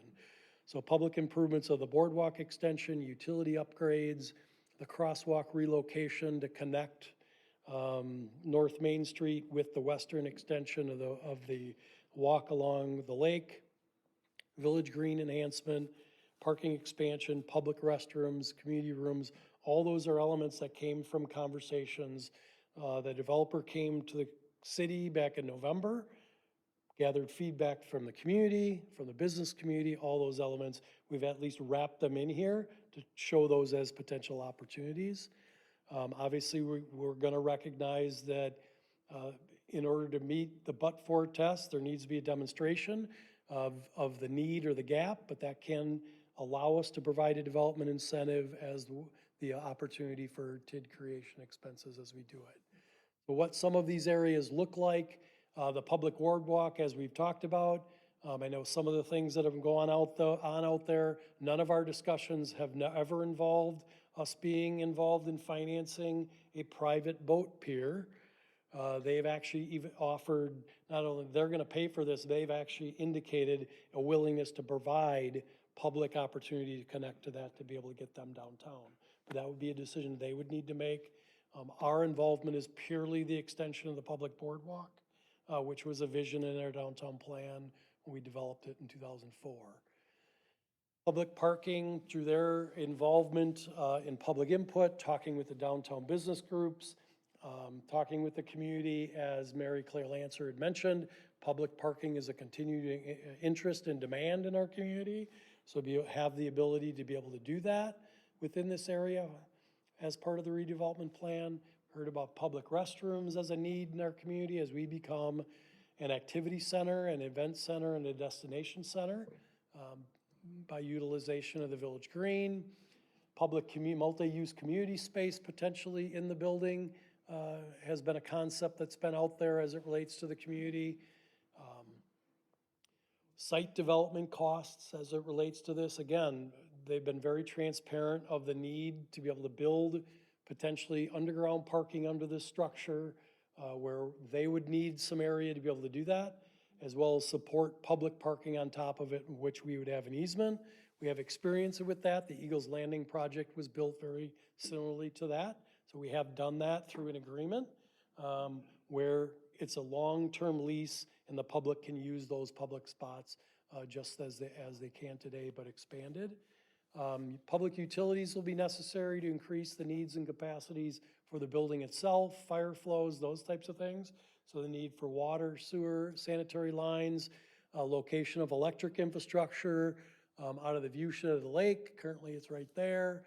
Rearrangement of rain gardens and some of those other stormwater accommodations similar to what we had to do when we built the previous boardwalk would deploy some of those elements with the expansion as well.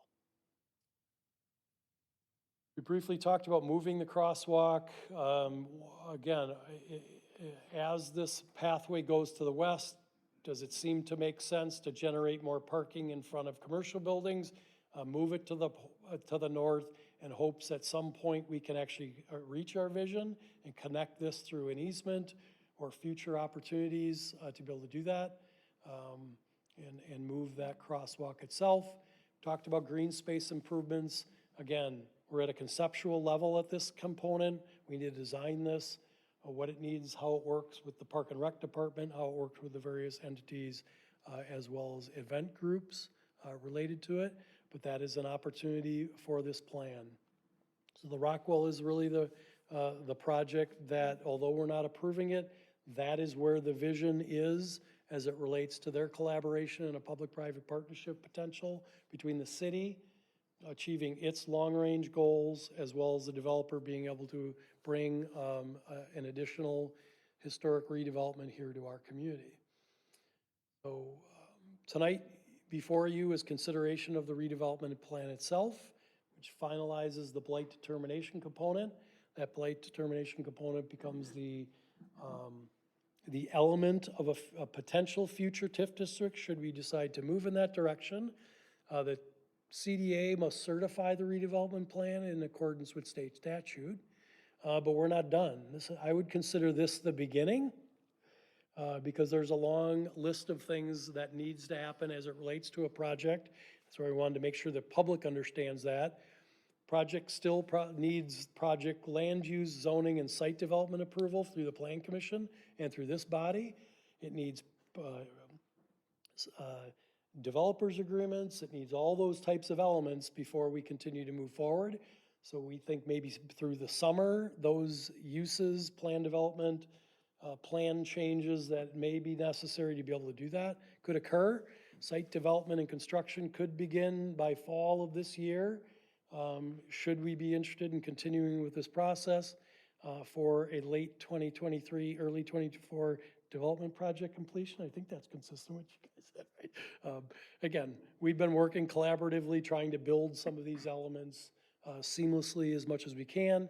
The more we can do this up front and collaborate in a public-private partnership, the better it is to achieve those goals. So it's a win-win for I would say win-win-win, city residents as well as development, to encourage that continued growth in achieving our overall, again, our overall vision that we saw 2004. It's a long time. Do I have any questions from council for Mr. Duffy? Go over that again. You want it number 3? I did it twice today. No, happy to. Happy to. I'd like to go ahead and entertain a motion, please. So moved, Ellis. Second, Kavieski. Any further discussions or comments? Call roll, please. Did you have something, Karen? Oh, I'm sorry, Karen, did you have your hand up? Yeah, I did. Um, Well, that's okay. I just want to thank Bob for his clarification on some things and for the public to understand that this is just the next part of the process, that we still have a lot of input and a lot of things to consider as far as going forward with this development. And I want to thank Mary Claire and Jeff, and especially your comments tonight as far as having some more public open houses, so to speak. And I would encourage the public to come to those and get as much information as they can. State your concerns, state your comments, get your questions answered as we go forward with this. So thank you. Call roll, please. Alderman Kavieski. Aye. Alderman Rozak. Aye. Alderman Altman Cloth. Alderman Ellis. Aye. Alderman Spiegelberg. Aye. Alderman Mulder. Aye. Alderman Shell Pepper. Nay. Thank you. Let's move on to the next item. Consider act on updated Olympia Fields mixed-use development design standards for the project located on Olympia Fields Drive. Mr. Gallo. Thank you. I'll introduce this item on the agenda, and then I know that the applicants are here as well. They can shed some light on it. But the city has been working with Vanguard partners for several years on this mixed-use project, and the city is partnering with Vanguard, so we wanted to ensure that there's going to be very high standards for Olympia Fields. We asked them to create development standards for architecture, lighting, landscaping, signage, you know, all of the above. So there's continuity throughout the entire development of these things. All the signage should be similar, and the lighting, the landscaping, and most important, the building design. You've seen this before, but they did not have some of the elements in here, like lighting and landscaping and signage, and they've tweaked some of the architectural stuff. The architectural tweaks was very small. They brought forth their first projects, which was Panera and a mixed-use building, and these were smaller buildings, and one of the components that the planning staff caught was that there's supposed to be 5 feet of articulation in the building over a 30-foot stretch. That didn't make sense to the architectural commissioners.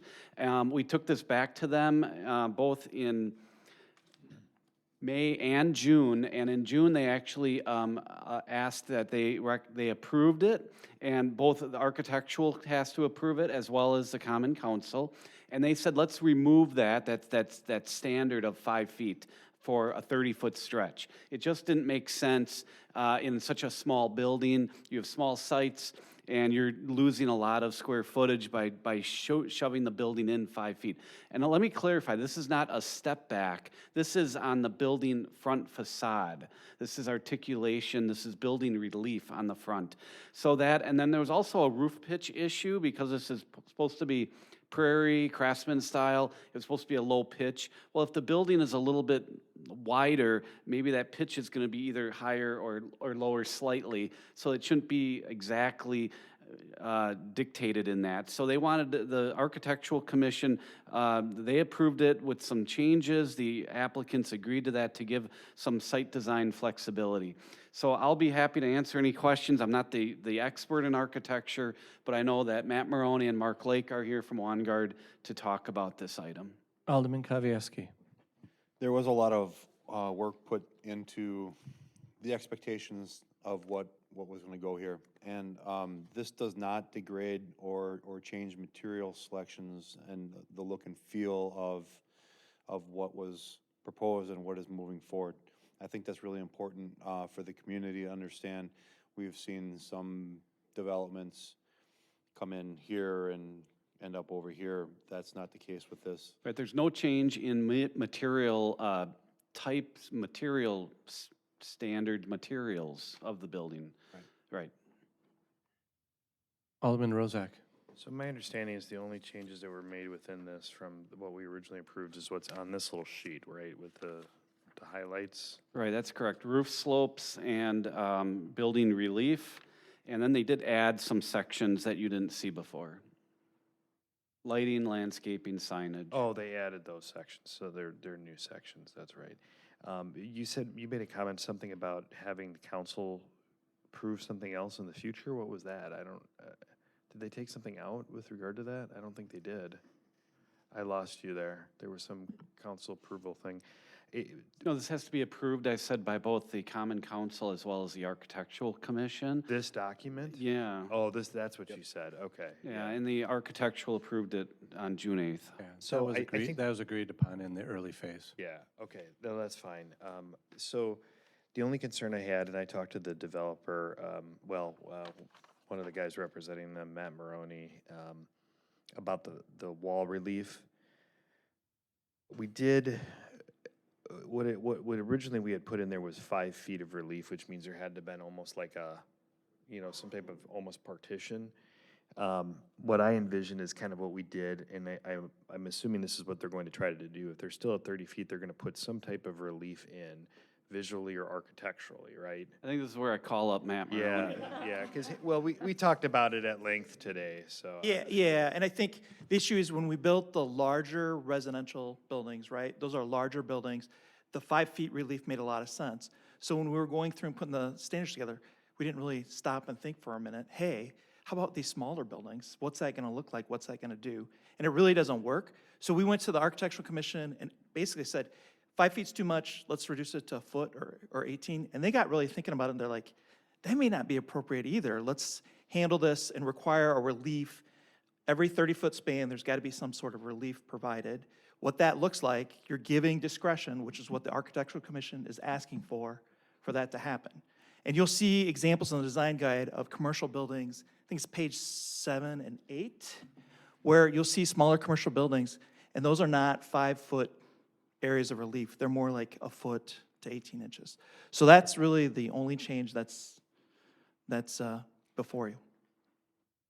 Yeah, and I appreciate that. I think that's a good explanation. It also reminds me of what we did with Pep's, or the Fleet Farm at Pep's Farms, where we didn't let them build these massive long walls without columns or, some kind of lighting or something. And we did it on all 3 sides that face the public. So as long as we're getting something that makes the buildings not look flat and ugly, that's my big concern, and we're gonna hold you to that. And I hope, I'm always cautious to give more discretion to some of our committees, but I hope the Architectural Committee will do a good job in policing this and making sure it looks good. And I encourage them to be careful about that and do a good job. So from our experience, I would say it's probably one of the most thorough committees that we've worked with. Good. So, yeah. Alderman Kavieski. And again, the reason this is coming back to this body is to ensure the quality of the development that was originally proposed, which this does. You're not degrading or downgrading materials. You're not changing the aesthetic. You're actually addressing the variables that come forward with the different types of development that are associated with Olympia Fields in size of building. So it's thoughtful, and ensures the best product for the community and those who are purchasing and visiting it. Yeah, I believe and we didn't even bring up the roof plane issue. That was brought up independently by the Architectural Committee. So that was something, hey, we're doing that. We may want to change kind of some of that as well, so. What's the roof plate? Can you explain that? Well, so the pitch of the roof, so these smaller buildings, to try to force, a more prairie-style look and be off by a couple inches, but technically not comply, they're like, let's give them a little bit of flexibility. We know what we want to see, but let's not stick to the strict number. Any other questions from council? For either Mr. Gallo or for the Vanguard Partners. Like to entertain a motion. So move, Kavieski. Second, Rozek. Any further questions, comments? Call roll, please. Alderman Kavieski, Aye. Alderman Rozak, Aye. Alderman Altman Cloth, Alderman Ellis, Aye. Alderman Spiegelberg, Aye. Alderman Mulder, Aye. Alderman Shell Pepper. Aye.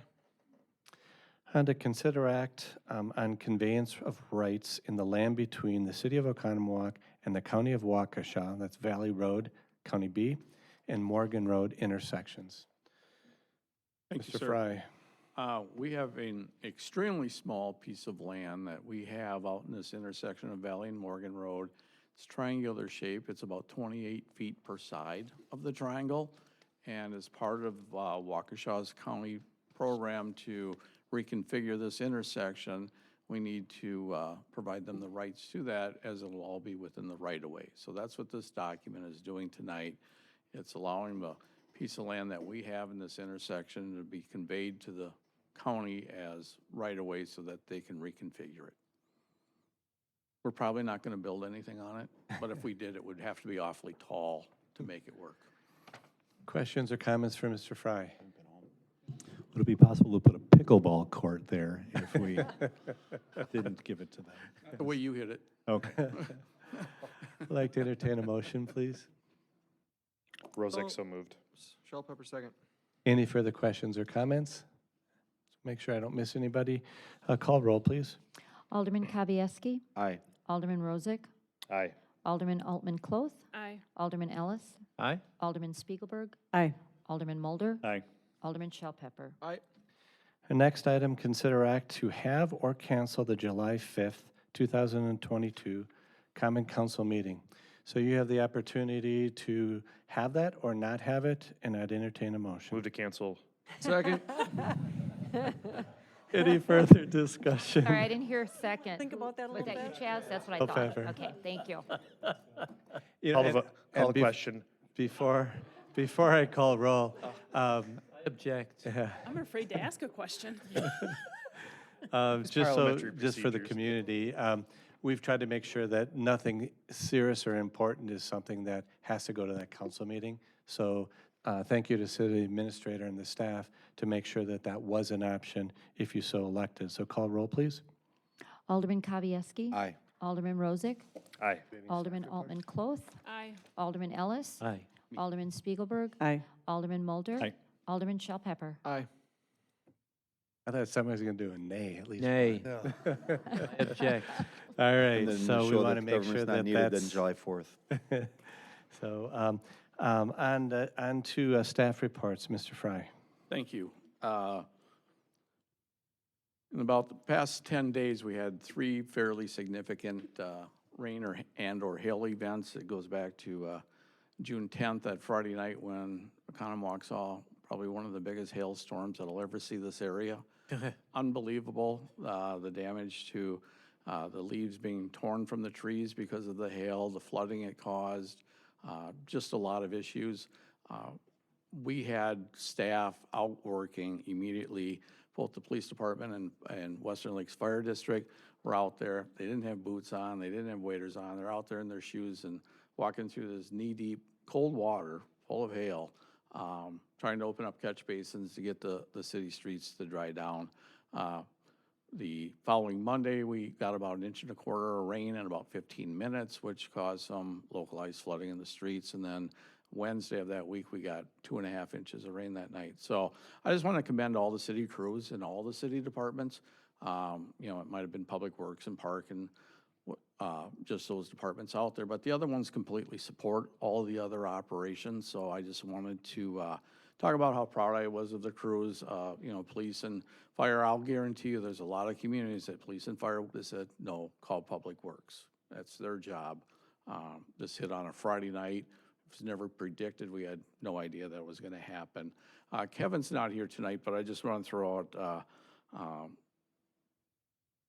some words of appreciation for the job that he had recently done. We had a major force main break. So the force main is what pumps the sanitary sewer to our main plant from areas outside the city. and we had a force main break in the backyard of a property along the river. They were right on top of it. They had a contractor in. We found out that the pipe was severely deteriorated from the gases that built up in there. So they had worked 2 days on that, but in addition to keeping the plant running and this operation, he had to line up trucks to haul the sewage from the lift station so that they wouldn't back up. He had worked on a plan and had parts on the way here in order to bypass pump these stations, because our concern was that this was going to be a long, drawn-out affair. So, you know, Kevin and his crew did an excellent job. There was no sewage backup to anybody. Everything went well. He'll be looking at that to see what we need to do for a full repair. But, you know, when we talk about, you know, the crews that we have here and we talk about how great they are, these are just examples that, you know, really exemplify that. So wanted to just give that shout out to them. I want to add on to that because it's a lot of these things, there are a lot of little things that our staff does that people don't realize. When you have a horrible thing, you know, Conemaugh all responds. Our staff, but also you saw people out there clearing things for graduation at the high school, going out and opening up sewer drains because they were getting clogged. So it was really a whole effect, and this is truly what makes a Conemaugh special. And echo that same appreciation, especially for all the people as well as the staff that have done that. Thank you very much. Are there any additional staff reports there? No. Okay, we're going to move on to any comments from Alderman. Alderman Spiegelberg. I just wanted to give a shout out to the SOFA event and their organizers. It was just a phenomenal event. Everything went off without a hitch. First year in Fowler Park. I got no complaints in my district. As a matter of fact, I got a lot of positive comments that it was a great event. Obviously, the weather was great. That the music shut down at 9. They cleaned up very quietly and went on their way. And so everything I got was positive. I just wanted to let you know that. So Great. yeah. Any other comments? Alderman Kavieski. Our staff, PD, Western Lakes, everybody did respond extremely well to the weather situation, but I think I heard from several that it really highlights the need to have yard waste dealt with maybe with city resources, a place that we can go with our leaves and our sticks, and maybe a joint effort with the town, if not for anything else, but for those natural disaster situations until we can find permanent space that would help a lot of issues as potentially they move forward. So maybe we can take a look at that. And I know I just haven't had time to reach out to you, and I know you'll be receptive to that conversation. Alderman Ellis. I want to second that. For years now, I've been, a lot of my constituents have been asking why we don't have something in reference to a place where we can drop our leaves and things, because I know the town does. Regardless if the town does or not, I think we really do need to have that because of a situation like this. So I'd really like to begin conversation and maybe find an area which we can go ahead and do that. Thank you. Any other Alderman comments? With no additional comments, I have no additional comments as mayor. I'd like to thank everyone for coming and entertain a motion to adjourn. So moved, Kavieski. Second. Favor? Aye. Hello? Hello? Too late.